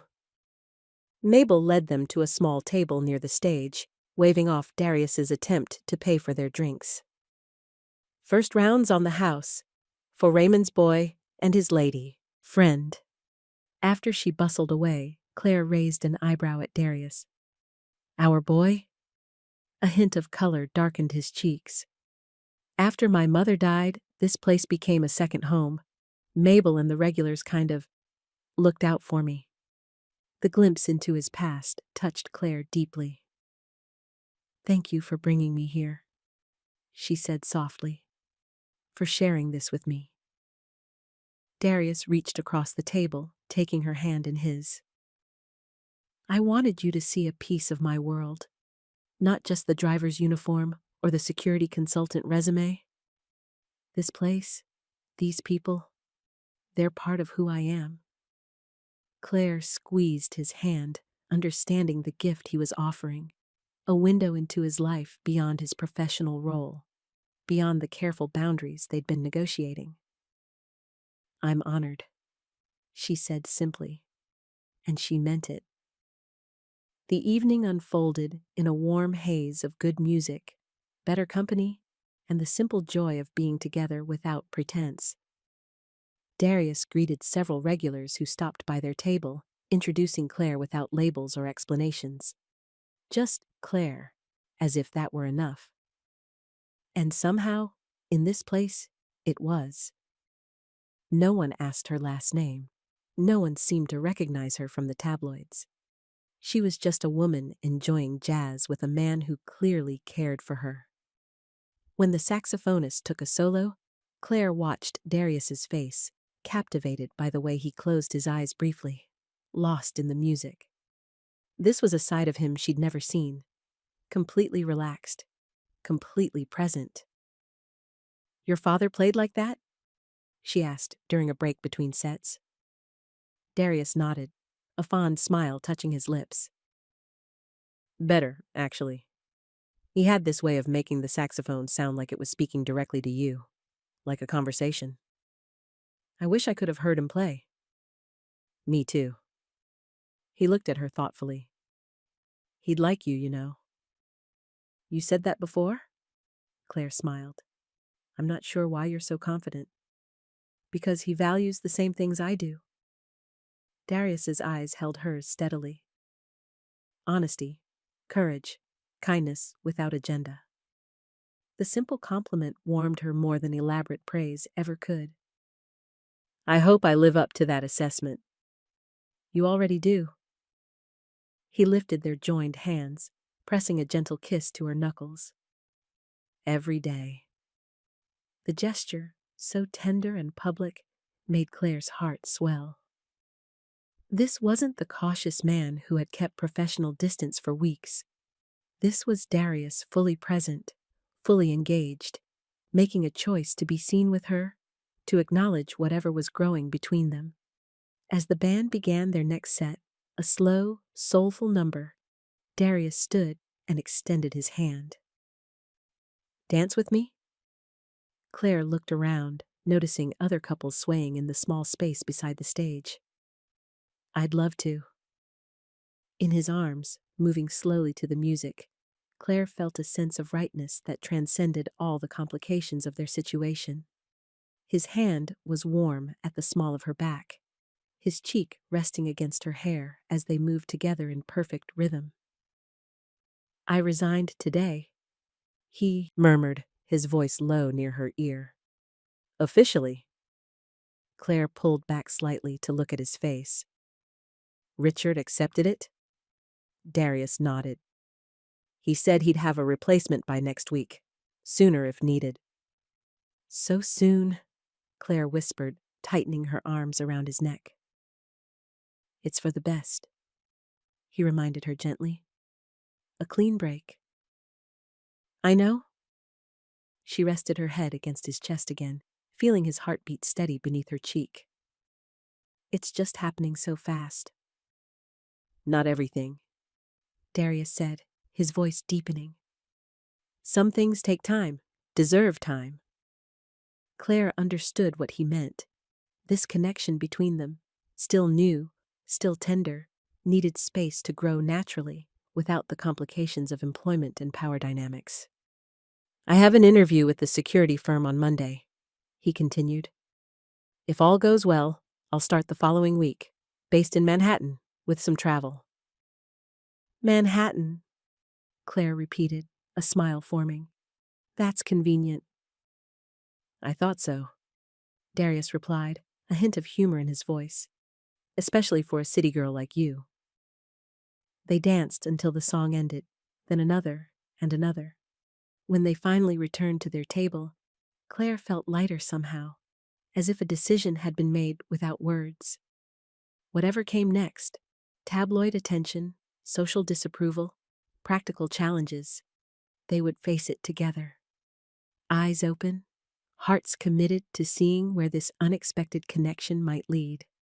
The drive back to the estate was comfortable, filled with easy conversation about the musicians, the club, the other patrons who had greeted Darius like family. "Thank you for tonight," Claire said as they turned onto the estate's long driveway. For showing me a piece of your world. Darius glanced at her, his expression warm in the dashboard light. Thank you for wanting to see it. He parked near the garage, away from the main house, where they could say goodnight privately. Walking her toward the garden path that led to the side entrance, Darius kept her hand firmly in his. When will I see you tomorrow? Claire asked, reluctant for the evening to end. Officially, I'm driving you to the foundation luncheon at noon, he replied with a small smile. Unofficially, breakfast in the kitchen at 8, if you're free? I'm free, she said quickly, perhaps too eagerly. Darius chuckled, pulling her gently into his arms. Eager for my company, Ms. Whitmore? Always, she admitted, looking up at him. Is that a problem? His expression softened, all traces of teasing vanishing. No, he said quietly. It's everything. When he kissed her, Claire felt that same sense of rightness, of coming home to a place she hadn't known she was searching for. His arms tightened around her waist, drawing her closer as the kiss deepened. They broke apart at the sound of a car approaching, just the night security guard making his rounds. Claire stepped back slightly, though not releasing Darius's hand. Breakfast tomorrow? She confirmed softly. 8 o'clock. I'll be there. He brushed a strand of hair from her face, his touch lingering. Sweet dreams, Claire. Good night, Darius. She reluctantly let go of his hand, backing toward the house. Thank you for the dance. As she slipped inside, Claire felt a lightness in her step that had nothing to do with the evening's wine or music. It came from something more profound, the sense that after years of following prescribed paths, she was finally choosing her own way forward. And she wasn't walking it alone. Claire woke early the next morning, sunlight streaming through her curtains and anticipation fluttering in her chest. Breakfast with Darius awaited, not a clandestine meeting or a professional engagement, but simply breakfast. Two people sharing coffee and conversation. She dressed casually in jeans and a soft blue sweater, taming her blonde hair into a simple ponytail. In the mirror, she studied her reflection. Was that happiness making her eyes brighter, making her cheeks flush with color? It had been so long since she'd felt this kind of quiet joy, untethered from achievement or approval, springing simply from connection with another person. Downstairs, the kitchen was empty save for Maria, the estate cook, who was preparing dough for the day's bread. Good morning, Ms. Whitmore, the older woman said, surprise evident in her voice. Claire rarely appeared in the kitchen before 9. Good morning, Maria. I thought I'd make my own breakfast today, if that's all right. Maria nodded, though her expression showed curiosity. Of course. Everything you need is in the refrigerator. Coffee is fresh. As Claire poured herself a cup, the back door opened and Darius stepped in. He'd dressed casually as well, in dark jeans and a gray Henley that emphasized his broad shoulders. His smile, when he saw Claire, warmed his entire face. Good morning, he said, nodding respectfully to Maria before turning his attention to Claire. Good morning, Claire replied, trying to keep her voice neutral despite the happiness bubbling inside her. Coffee? Please? Maria watched their interaction with thinly veiled interest, her hands never stopping their work with the dough. Claire felt the older woman's eyes on them as she handed Darius a mug, their fingers brushing briefly in the exchange. I thought perhaps we could eat on the terrace, Claire suggested, gathering bread and fruit onto a tray. It's a beautiful morning. Darius nodded, helping her assemble breakfast. Lead the way. Once outside, settled at the small, wrought iron table with coffee and food between them, Claire felt herself relax. The morning air was fresh, birds singing in the nearby maple trees, and they were alone, at least temporarily. I think Maria suspects something, she said with a small smile, breaking a piece of bread. Darius glanced back toward the kitchen. She's observant. Most of the staff probably have their suspicions by now. Does that bother you? Claire asked, suddenly uncertain. He considered the question seriously, as he did all things. Not for my sake, he finally said, but it might complicate things for you. Staff talk. Let them, Claire said, surprised by her own conviction. I'm not ashamed of this. Of us. Darius's expression softened, something vulnerable crossing his face. Neither am I. He reached across the table, covering her hand with his. But I want to protect you, Claire. From gossip, from judgment, from anything that might hurt you. The simple declaration warmed her more than the morning sun. I appreciate that, she said softly. But some things are worth a little judgment, don't you think? His smile in response was answer enough.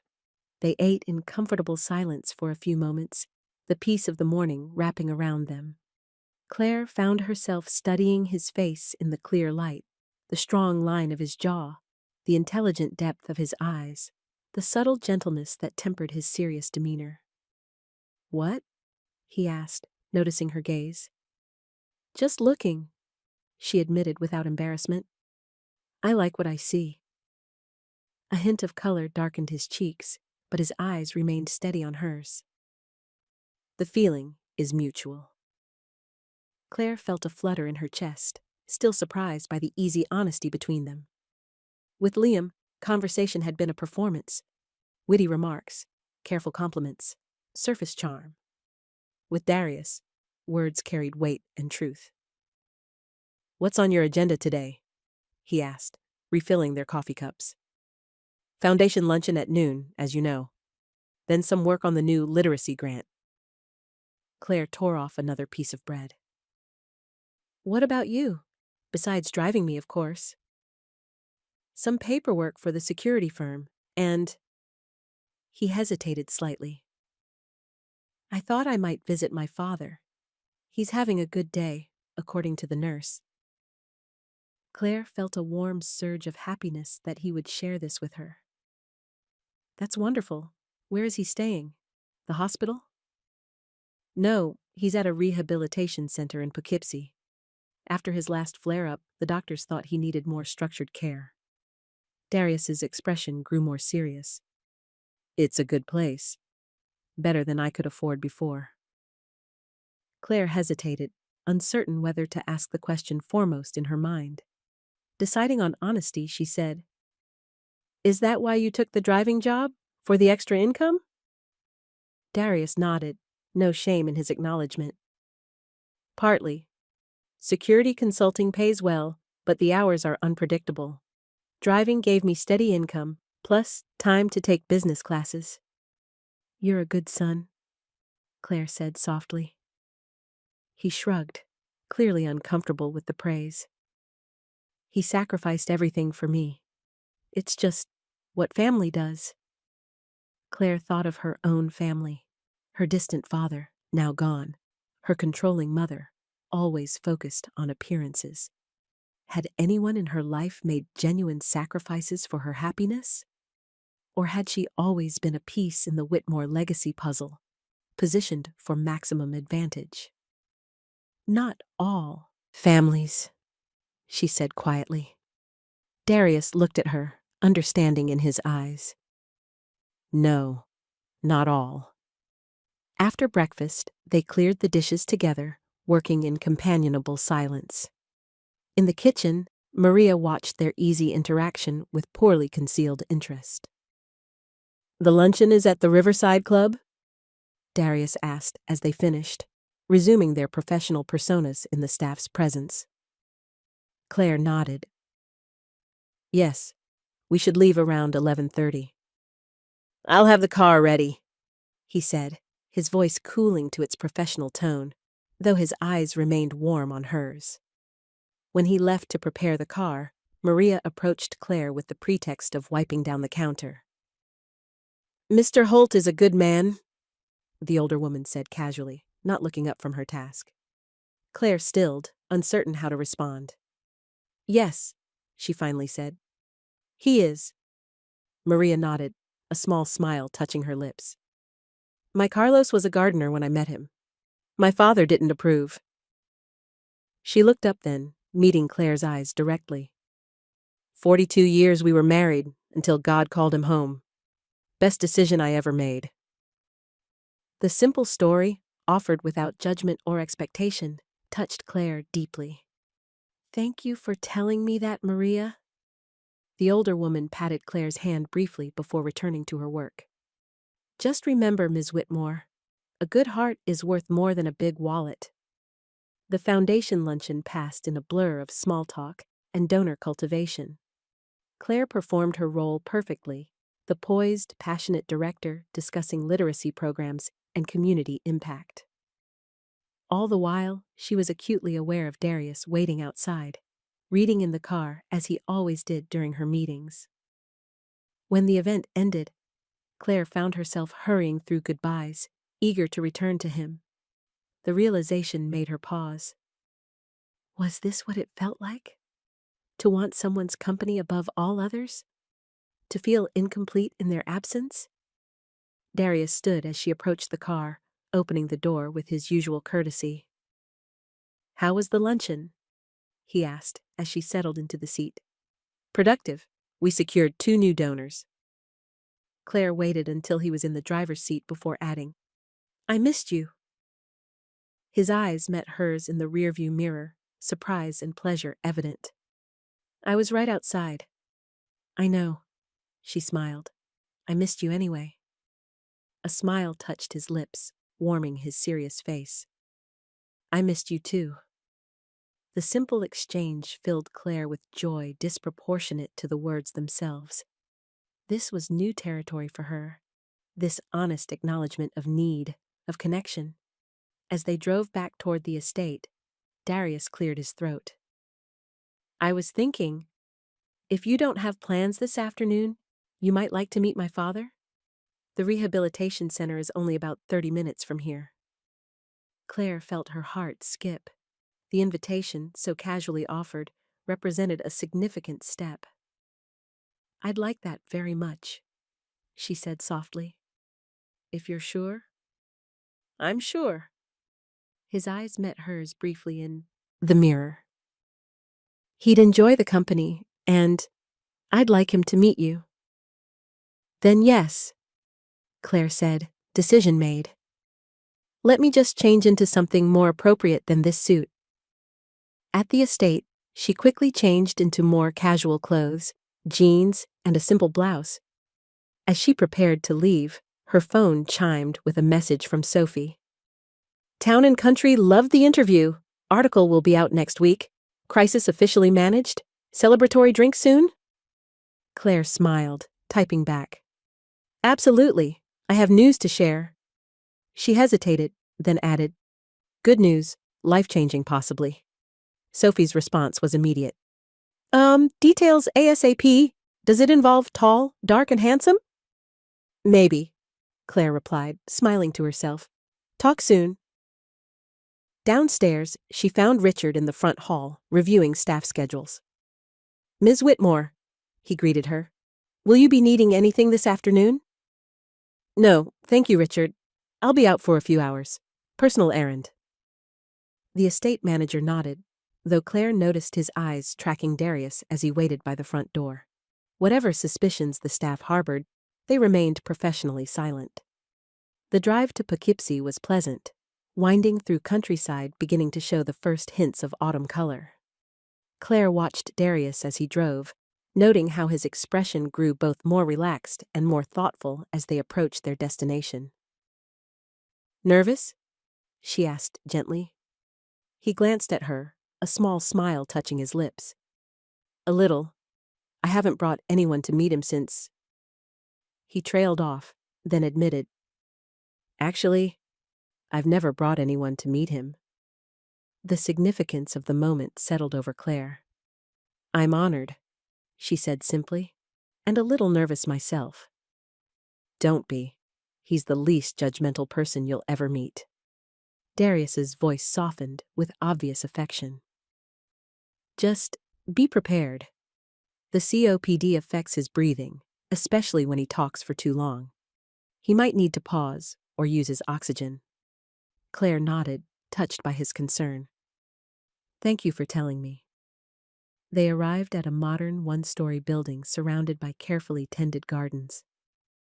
Oak Ridge Rehabilitation Center read a discreet sign by the entrance. Inside, the facility was bright and clean, more like a well-appointed hotel than a medical center.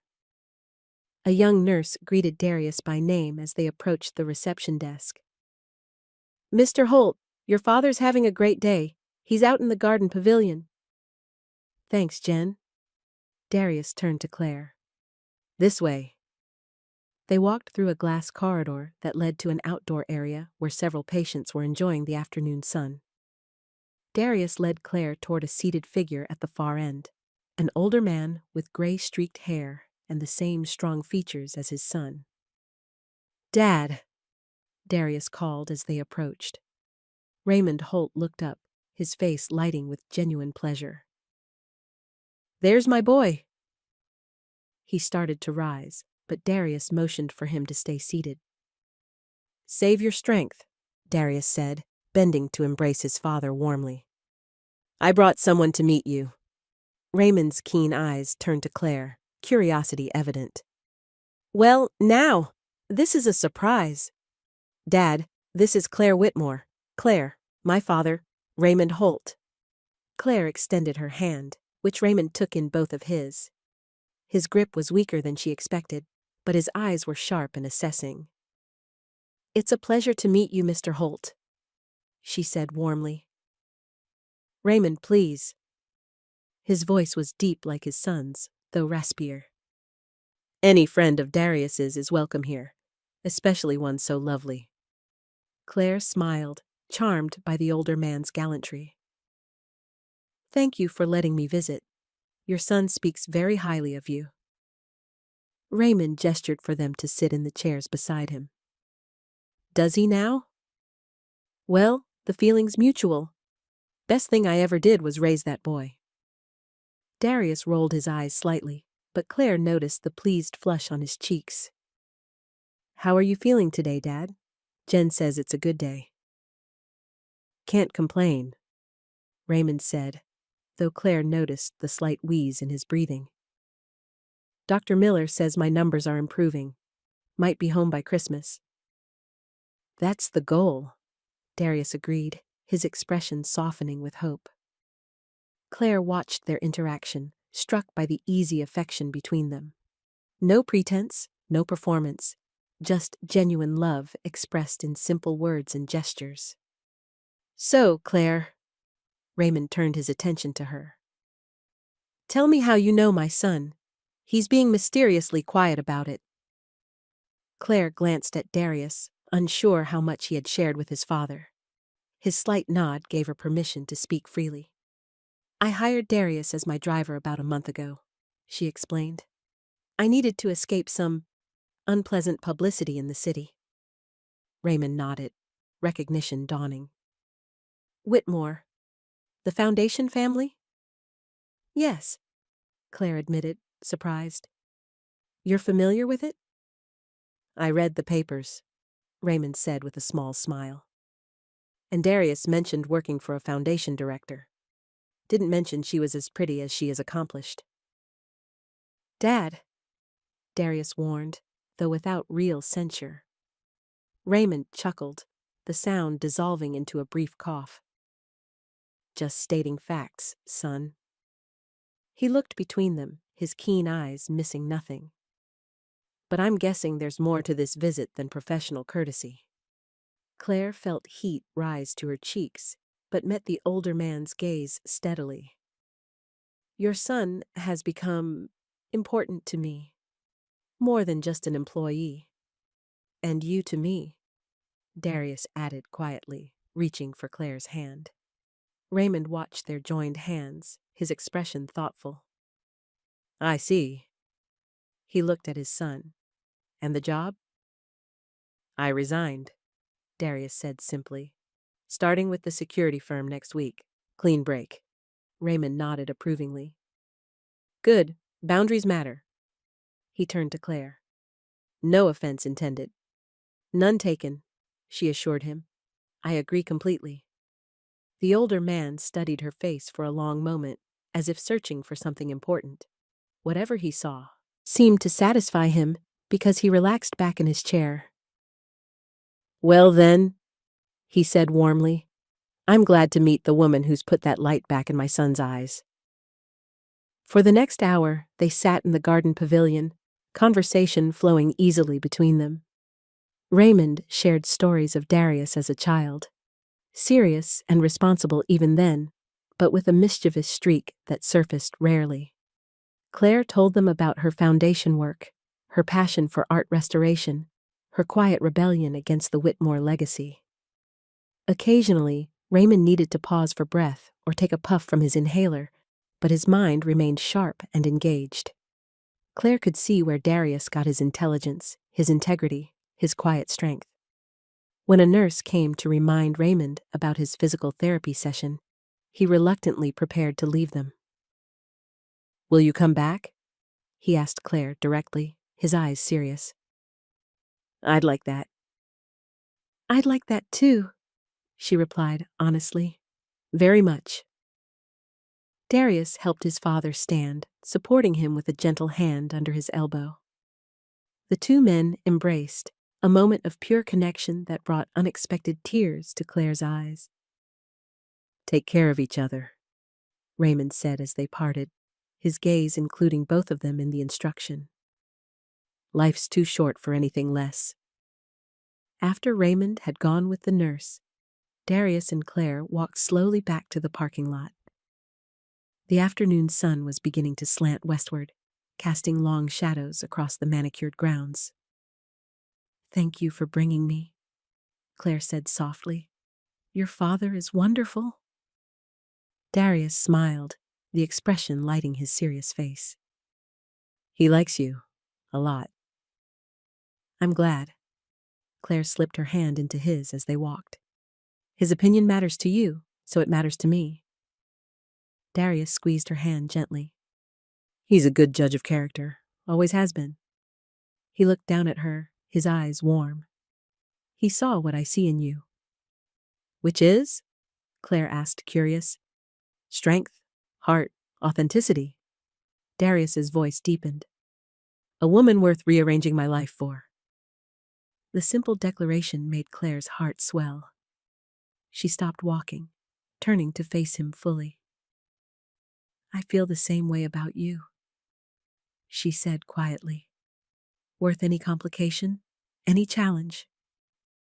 In the slanted afternoon light, with his father's blessings still warm around them, Darius bent to kiss her.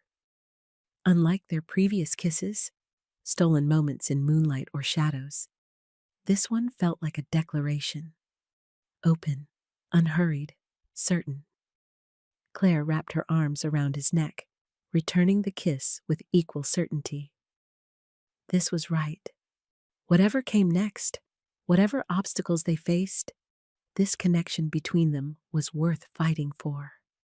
When they broke apart, Darius rested his forehead against hers, his hands warm on her waist. I should warn you, he said softly. I don't do anything halfway. If we're doing this, really doing this, I'm all in. All in, Claire repeated, the words both terrifying and exhilarating. I like the sound of that. The drive back to the estate was comfortable, filled with easy conversation about Raymond, about the rehabilitation center, about plans for his eventual homecoming. He'll need regular care, Darius explained. Even after he's discharged, I've been saving for a part-time nurse, better equipment for the apartment. Claire listened, struck again by the depth of his devotion to his father. The security firm position, it will help with that? Darius nodded. Better salary, more stable hours, and health benefits that extend to dependents. That's wonderful, Claire said sincerely. When do you interview? Monday morning. He glanced at her. I'll drive you to the city Sunday evening, if that works for your schedule. Richard mentioned you have board meetings on Monday. Yes, that's perfect. Claire felt a flutter of excitement at the thought of returning to Manhattan. Together. As they turned onto the estate's long driveway, reality intruded on their peaceful afternoon. Richard was waiting at the entrance, his expression concerned. Ms. Whitmore, he called as they approached. Your mother has been trying to reach you. She's quite insistent. Claire checked her phone, which she'd silenced during their visit with Raymond. 6 missed calls from Evelyn. Thank you, Richard. I'll call her immediately. She turned to Darius. I should take this inside. He nodded, understanding in his eyes. Of course, I have some paperwork to finish for the security firm anyway. Their parting was necessarily formal in Richard's presence, but Claire felt Darius's eyes follow her as she walked up the main steps. Whatever Evelyn wanted, it couldn't diminish the joy of the afternoon they'd shared. In the privacy of the library, Claire returned her mother's call. Finally, Evelyn's crisp voice answered on the first ring. Where have you been? I've been calling for hours. I was out, Mother. Personal errand. Claire kept her voice neutral. What's so urgent? Have you seen the new tabloid story? Evelyn demanded without preamble. Claire's stomach tightened. No? What story? Page 6 has a source claiming you're having an affair with your driver. There are new photos, Claire, from yesterday. Cold dread washed over Claire. What photos? You, leaving some jazz club together, holding hands. Evelyn's voice tightened with disapproval. Looking very much like a couple. Mabel's place, their evening together, someone must have recognized her despite the casual setting and relaxed atmosphere. It's not an affair, Mother, Claire said carefully. But yes, Darius and I have become close. The silence on the other end was deafening. Then, have you lost your mind? No, Claire said, her voice steadying with certainty. Actually, I think I've found myself.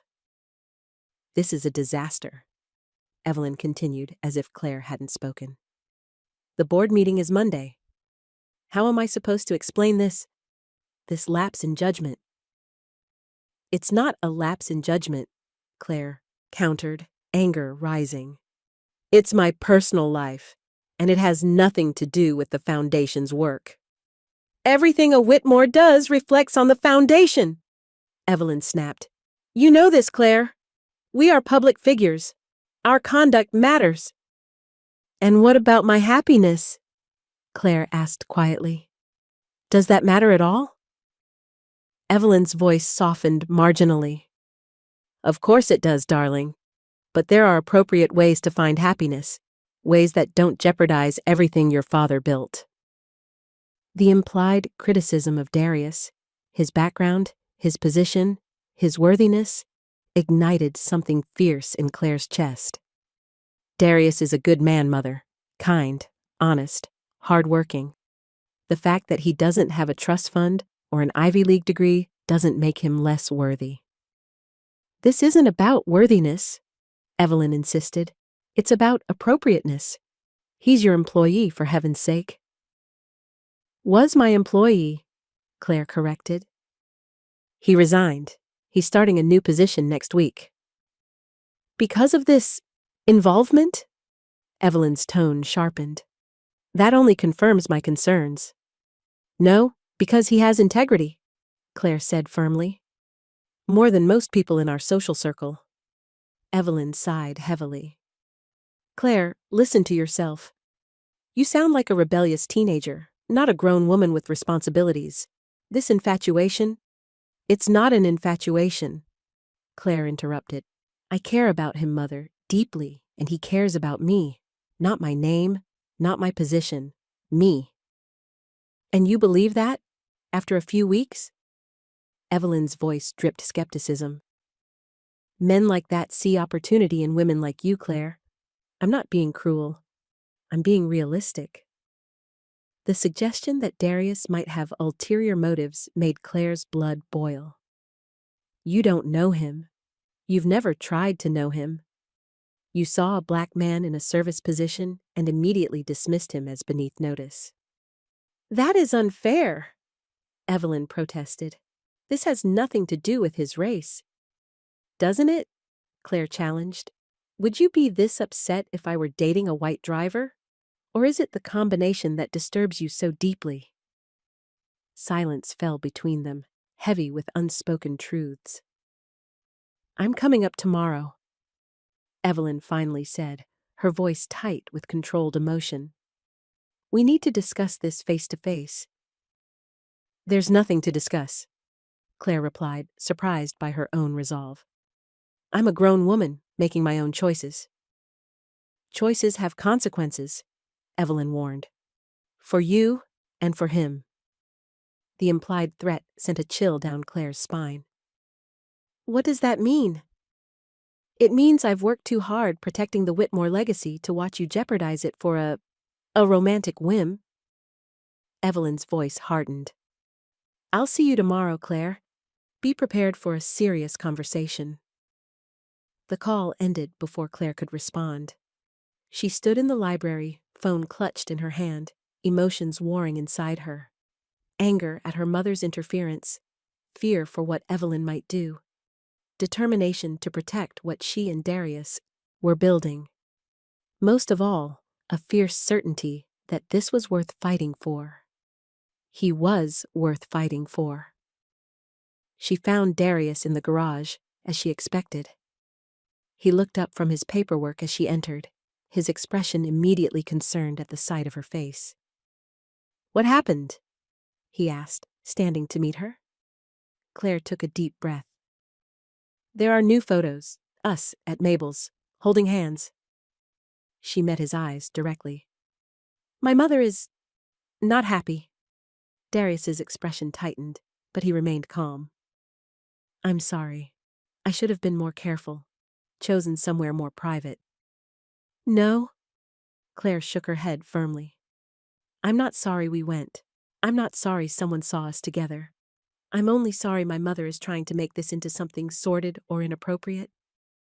He studied her face. What exactly did she say? Claire hesitated, reluctant to repeat Evelyn's insinuations. She's concerned about appearances, about the foundation's reputation, the usual Whitmore priorities. And, Darius pressed gently, and she implied that you might have ulterior motives. Claire's cheeks flushed with remembered anger. That men like you see opportunity in women like me? Darius's expression darkened, then cleared to something almost sad. I suppose that's a natural concern for her. Natural? Claire stared at him. There's nothing natural about assuming the worst of someone based on their job or background. Maybe not natural, he amended, but expected, predictable. She doesn't know me, Claire. All she sees is a man from a different world getting close to her daughter, a daughter with considerable resources and influence. That doesn't make it right, Claire insisted. No, Darius agreed, but it does make it understandable. He reached for her hand, his touch gentle. If our positions were reversed, if you were the driver and I the wealthy heir, would your mother have the same concerns? Claire considered the question honestly. Yes, she finally admitted. She'd still worry about status, about appearances, but she wouldn't assume predatory intentions. Darius nodded, his expression serious. That's the difference, and it matters. The insight humbled Claire. Even in his hurt, Darius could see clearly, could parse the complex tangle of prejudice and parental concern that motivated Evelyn's reaction. She's coming here tomorrow, Claire said quietly, to discuss the situation. Darius's hand tightened briefly around hers. Do you want me to be present for that conversation? The offer touched Claire deeply. He was willing to face Evelyn's disapproval, her potential cruelty, to stand beside Claire. "No," she said, after a moment's consideration. "This is between her and me. A conversation that's been brewing for years, honestly. About my choices, my autonomy." Darius studied her face. "Are you sure? I don't want you fighting my battles alone." Claire smiled, raising their joined hands to her lips. "This isn't your battle. It's mine. My choice to make and defend." His expression softened with pride and something deeper. "You're remarkable, Claire Whitmore." "So are you," she replied simply. "Which is why this is worth fighting for." That evening, they shared a quiet dinner in the kitchen after the staff had retired. The simple domesticity of preparing food together, of sitting side by side at the small table instead of across from each other, felt both novel and right to Claire. "When does your mother arrive tomorrow?" Darius asked as they washed dishes together afterward. "Mid-morning, probably. She'll want to maximize her disapproval before returning to the city." Claire handed him a plate to dry. "What about you? What are your plans?" "I should check in with my father and finish the paperwork for the security firm." He glanced at her. "I can make myself scarce, if that would make things easier with your mother." Claire shook her head firmly. "No, I won't have her thinking she can chase you away." She placed the last clean pot on the drying rack. "Besides, we're still driving to the city together tomorrow evening, right?" "If that's still what you want," Darius said carefully. Claire turned to face him fully, taking the dish towel from his hands and setting it aside. "It's exactly what I want," she said, reaching up to touch his face. "Don't doubt that, not for a second." Darius covered her hand with his, turning to press a kiss to her palm. "No doubts about you," he murmured. "Just awareness of the complications." "Complications don't scare me," Claire assured him. "Not anymore." His smile warmed his serious face. "Me neither." That night, Claire slept fitfully, her mind churning with anticipation of the coming confrontation with Evelyn. By morning, however, her resolve had hardened to certainty. This wasn't just about Darius, though he was catalyst and prize. It was about claiming her life, her choices, her future, after years of Whitmore expectations. Evelyn arrived precisely at 10, her silver Mercedes purring up the driveway with characteristic efficiency. Claire met her at the front door, composed in a simple sundress, her posture straight and sure. "Mother?" she greeted with polite restraint. "Welcome back." Evelyn kissed her daughter's cheek, her cool perfume enveloping Claire briefly. "You look tired, darling. Not sleeping well?" The subtle criticism, so typical, so expected, rolled off Claire with surprising ease. "I slept fine. Coffee in the library?" They settled in the familiar room with its wall of books and comfortable leather chairs. Richard brought coffee and discreetly withdrew, closing the doors behind him. "I saw the new tabloid piece," Claire said, taking control of the conversation immediately. "It's actually quite mild compared to the previous ones." Evelyn stirred her coffee precisely. "The content isn't the issue, Claire. It's the pattern. First the breakup with Liam, now this dalliance with the help. The board is concerned about stability." "The board?" Claire raised an eyebrow. "Or you, Mother?" "Both," Evelyn admitted without apology. "Your father built the Whitmore Foundation on principles of excellence and propriety. The director, you, represents those values publicly. And dating a former soldier who now works in security consulting violates those principles?" Claire challenged. "A man who takes care of his sick father? Who values education and hard work? Those sound like Whitmore values to me." Evelyn set down her cup with deliberate care. "Claire, be reasonable. This isn't about Mr. Holt's character, which I'm sure is exemplary. It's about perception, about appearances. Always appearances, Claire murmured. Never substance. In our world, appearances matter, Evelyn insisted. You know this. When your father— Dad's been gone for 8 years, Claire interrupted, her voice steady. And while I respect what he built, I'm not him. I need to live my own life, Mother. Make my own choices. Even if those choices damage everything he worked for? Evelyn's voice sharpened. Everything I've protected since his death? Claire met her mother's gaze directly. The foundation's work won't be affected by who I date. The literacy programs will continue. The scholarships will be funded. The only thing at risk is your social comfort, your need to have a daughter who fits neatly into the Whitmore mold. Evelyn's face tightened with genuine emotion. Not just anger, Claire realized, but fear. You don't understand the fragility of reputations, Claire. How quickly everything can unravel. I understand perfectly, Claire countered. I've been managing a public reputation since I was old enough to attend charity galas. I know the rules, the expectations. I've followed them my entire life. And now? Now I'm choosing something different. Claire leaned forward, her voice softening slightly. Mother, I care about Darius deeply. He's good for me, challenges me, supports me, sees me clearly. Isn't that what you should want for your daughter?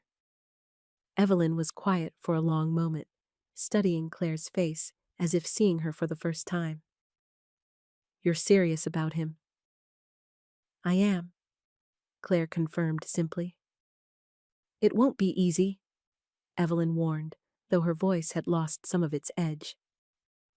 Even if his character is as sterling as you believe, the world will judge. Some doors will close, and others will open, Claire said with quiet certainty. The right ones. Evelyn sighed, a sound of resignation rather than acceptance. I can see I won't change your mind today. Or any day, Claire added gently. Not about this. At least tell me he's resigned as your driver, Evelyn said, reaching for her coffee again. That employment dynamic is problematic regardless of other factors. He has, Claire confirmed. He starts a new position in Manhattan next week, security consulting. Something like grudging approval flickered across Evelyn's face. Well, that shows good judgment at least. It wasn't acceptance, not really. But it was a concession, a small crack in Evelyn's rigid disapproval. Claire decided to take the victory, however minor. He's driving me back to the city this evening, she said, watching her mother's reaction carefully. I have board meetings tomorrow, as you know. Evelyn's lips tightened, but she nodded. And afterward? Will he be staying with you? No, Claire said honestly. He has his own apartment. His father needs specialized care, and Darius is setting up accommodations for when he's released. Another flicker of approval, or at least reduced disapproval, crossed Evelyn's face. I see. They finished their coffee in relative peace, moving to safer topics.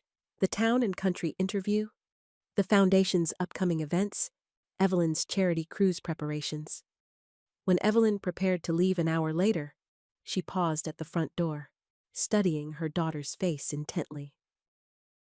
You look like your father when you're determined, she said, an unexpected softness in her voice. He had that same expression when he decided to expand the foundation internationally, against everyone's advice. Claire felt a surge of emotion, not just at the rare comparison to her father, but at the implicit acknowledgement that perhaps, just perhaps, she was making a choice he would have understood. Thank you for telling me that, she said quietly. Evelyn straightened, composure returning. I still think you're making a complicated choice, Claire. But... She hesitated, then continued. But you are your father's daughter, stubborn, principled. A faint smile touched her lips. Usually right, in the end. It wasn't blessing, it wasn't even acceptance, but it was recognition of Claire's autonomy, her right to make this choice, even if Evelyn disagreed with it. Claire hugged her mother impulsively, something she rarely did. After a startled moment, Evelyn returned the embrace. "Be careful," she murmured against Claire's hair. "With your heart, with his, these things are fragile." "I will," Claire promised. "We will." After Evelyn's departure, Claire found Darius in the kitchen, making coffee. His eyes searched her face as she entered. "How did it go?" he asked simply. Claire considered the question. "Better than expected. Worse than hoped." She moved to his side, stealing his coffee cup for a sip. "She's not happy, but she's processing." "That's something," Darius acknowledged. "More than we might have expected." "She said I look like my father when I'm determined," Claire said, smiling slightly. "Coming from her, that's practically a blessing." Darius smiled in return, his arms sliding around her waist. "Well, you are remarkably determined. It's one of the things I admire most about you." "Only one?" Claire teased, raising an eyebrow. "One of many," he amended, bending to kiss her lightly. The full list would take hours to recite. "We have time," she murmured against his lips. They spent the afternoon packing for their return to the city, moving between easy conversation and comfortable silence. Claire found herself watching Darius as he carefully folded clothes into his duffel bag, struck by the simple domesticity of the moment. This was what she wanted, she realized with sudden clarity. Not just passion or connection, but partnership. The quiet confidence of moving through life alongside someone who saw her clearly and valued what he saw. As evening approached, they loaded their bags into Darius's personal car. He would drive them to the city, then use his car during the week while Claire took town cars for her meetings. "Ready?" he asked, as they prepared to leave the estate behind. Claire looked at the grand house with its manicured grounds and formal gardens. For a month, it had been refuge and prison, escape and confinement. Most importantly, it had been the setting for a transformation she hadn't seen coming. "Ready," she confirmed, sliding into the passenger seat beside him. The drive to Manhattan was peaceful, the conversation flowing easily between them. As they approached the city, its skyline glittering against the darkening sky, Claire felt a strange mix of emotions, homecoming and new beginning wrapped together. "Nervous?" Darius asked, noticing her silence. "A little," she admitted. "The city means returning to reality, to public scrutiny, to explaining ourselves." "Second thoughts?" His question was gentle, without pressure. "No," Claire said firmly, reaching for his hand. "No second thoughts, just awareness of the road ahead." Darius squeezed her fingers reassuringly. "We take it day by day, remember? Together." The simple promise steadied her. Day by day. Together. It was enough. They arrived at Claire's penthouse building, the doorman greeting her with professional courtesy as they unloaded luggage. In the private elevator, Darius stood slightly apart, still mindful of appearances despite everything they'd shared. Claire's penthouse welcomed them with cool elegance. All white furniture and gleaming surfaces impeccably maintained in her absence. It felt strange to see Darius there, his solid presence somehow both incongruous and exactly right among her carefully curated possessions. "It's beautiful," he said, taking in the floor-to-ceiling windows with their panoramic city views. "It's a bit sterile," Claire admitted, seeing her home through new eyes. "I've never spent much energy personalizing it. It was always just Where I sleep between meetings. Darius set their bags down, moving to the windows to look out at the glittering cityscape. That view, though, makes up for a lot. Claire joined him, their shoulders touching as they gazed out at the city. His city, her city, now somehow their city. I used to stand here late at night, she said softly, wondering if I'd ever feel like I belonged anywhere. Like I was more than just the Whitmore heir, fulfilling expectations. Darius turned to look at her, his expression serious. And now?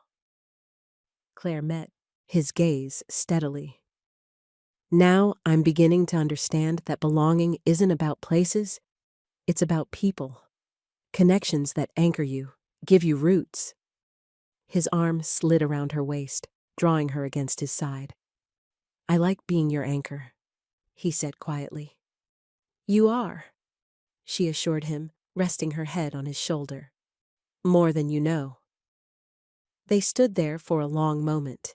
The city spread before them like a field of stars, the future unknown but full of possibility. Claire felt a sense of peace settle over her, not the absence of challenges, but the certainty that whatever came next, they would face it together. Day by day, step by step, finding their way forward not despite their differences, but because of the strength those differences created when combined. I should go, Darius said eventually, reluctance clear in his voice. Early interview tomorrow? Claire nodded, though she was reluctant to end their evening. Of course, your father would be proud.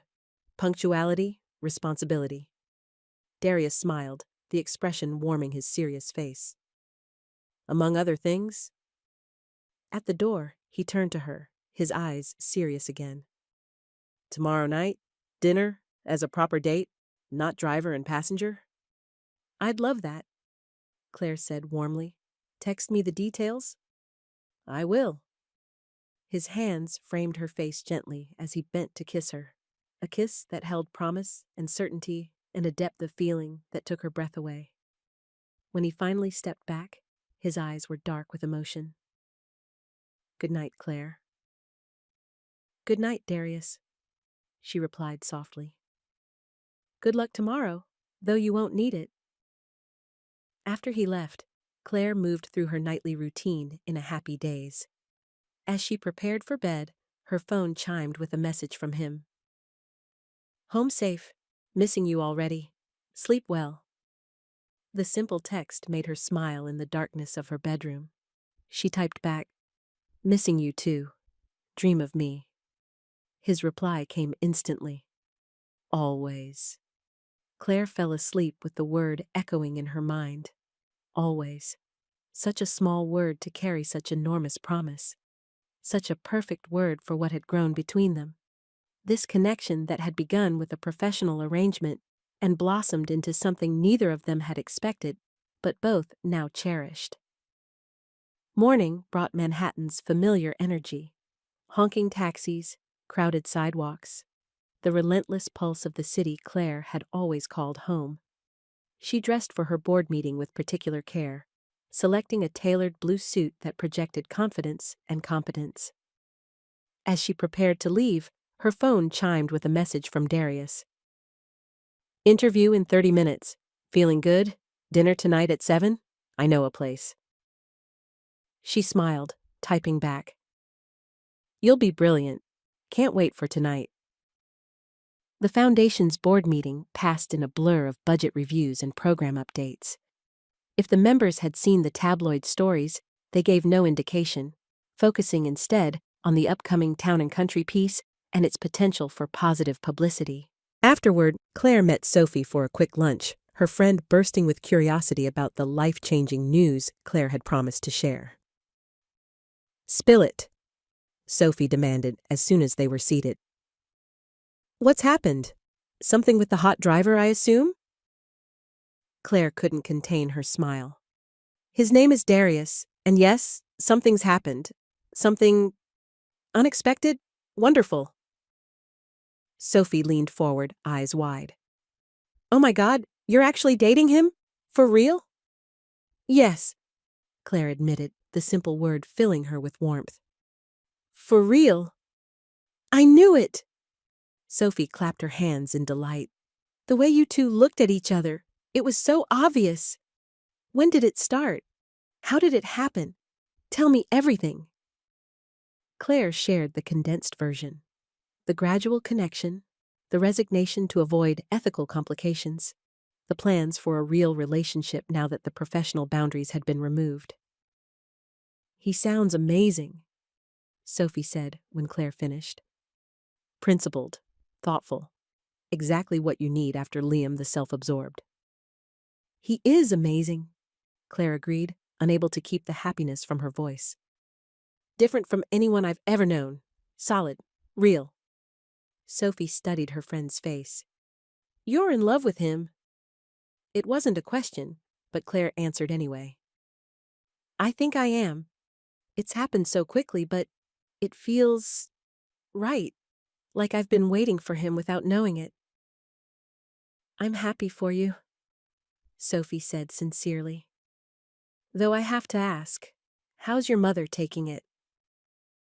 Claire grimaced slightly. "About as well as you'd expect. Concerns about appearances, about my judgment, about the foundation's reputation. Classic Evelyn." Sophie nodded, understanding. "Will she come around?" "Maybe, eventually." Claire shrugged. "But honestly, her approval isn't necessary. I'm choosing this. Choosing him. Whatever comes next." "Look at you, all grown up and making your own decisions," Sophie teased, though her eyes were warm with approval. "Next thing you know, you'll be quitting the foundation to restore Renaissance art." "One rebellion at a time," Claire laughed. After lunch, she returned to her penthouse to prepare for her evening with Darius. A text from him awaited. "Interview went well. Offer confirmed. Starting Monday. Can't wait to see you tonight." Claire felt a surge of pride and happiness. His new position represented more than just a job. It was independence, stability, the ability to care for his father and build his future on his own terms. At 6:30, her intercom buzzed. Darius, early as always. Claire's heart quickened as she pressed the button to admit him, smoothing her simple black dress nervously. When he stepped off the elevator, she caught her breath. He wore dark slacks and a charcoal blazer over a deep blue shirt. Simple, elegant, perfectly suited to his strong physique. But it was his smile that transformed him, warming his serious face with genuine happiness at the sight of her. "You look beautiful," he said, his deep voice rich with appreciation. "So do you," she replied honestly. Very different from the driver's uniform. "Better?" he asked, a rare hint of uncertainty crossing his face. "Different," Claire clarified, moving to straighten his collar slightly. "I liked you in the uniform. I like you in this. I just like you." His smile deepened as he bent to kiss her. A proper greeting between equals, between partners. "Ready for our first real date?" he asked when they broke apart. "More than ready," Claire assured him. "Where are we going?" "A small place I know in Harlem," Darius said. "Nothing fancy, but the food is incredible. Jazz afterward, if you'd like." "Perfect," Claire said sincerely. "Lead the way." They left her building together, stepping out into the Manhattan evening side by side. No driver and passenger, no employer and employee. Just a man and a woman, beginning something new against the backdrop of a city that had seen countless love stories unfold. Claire slipped her hand into Darius's as they walked to his car, their fingers intertwining naturally. Whatever came next, tabloid stories, social judgment, practical challenges, they would face it together. Day by day, hand in hand, finding their way forward not despite their differences, but because of the strength those differences created when combined. "Happy?" Darius asked as they drove through the city streets, glancing at her with warmth in his dark eyes. "Yes," Claire said simply, honestly. "Completely." And she was. Not because everything was perfect or easy, but because for the first time in her life, she was making choices based on her own heart rather than Whitmore expectations. Choosing connection over appearance, substance over status, love over legacy. Choosing a path that felt entirely, authentically her own.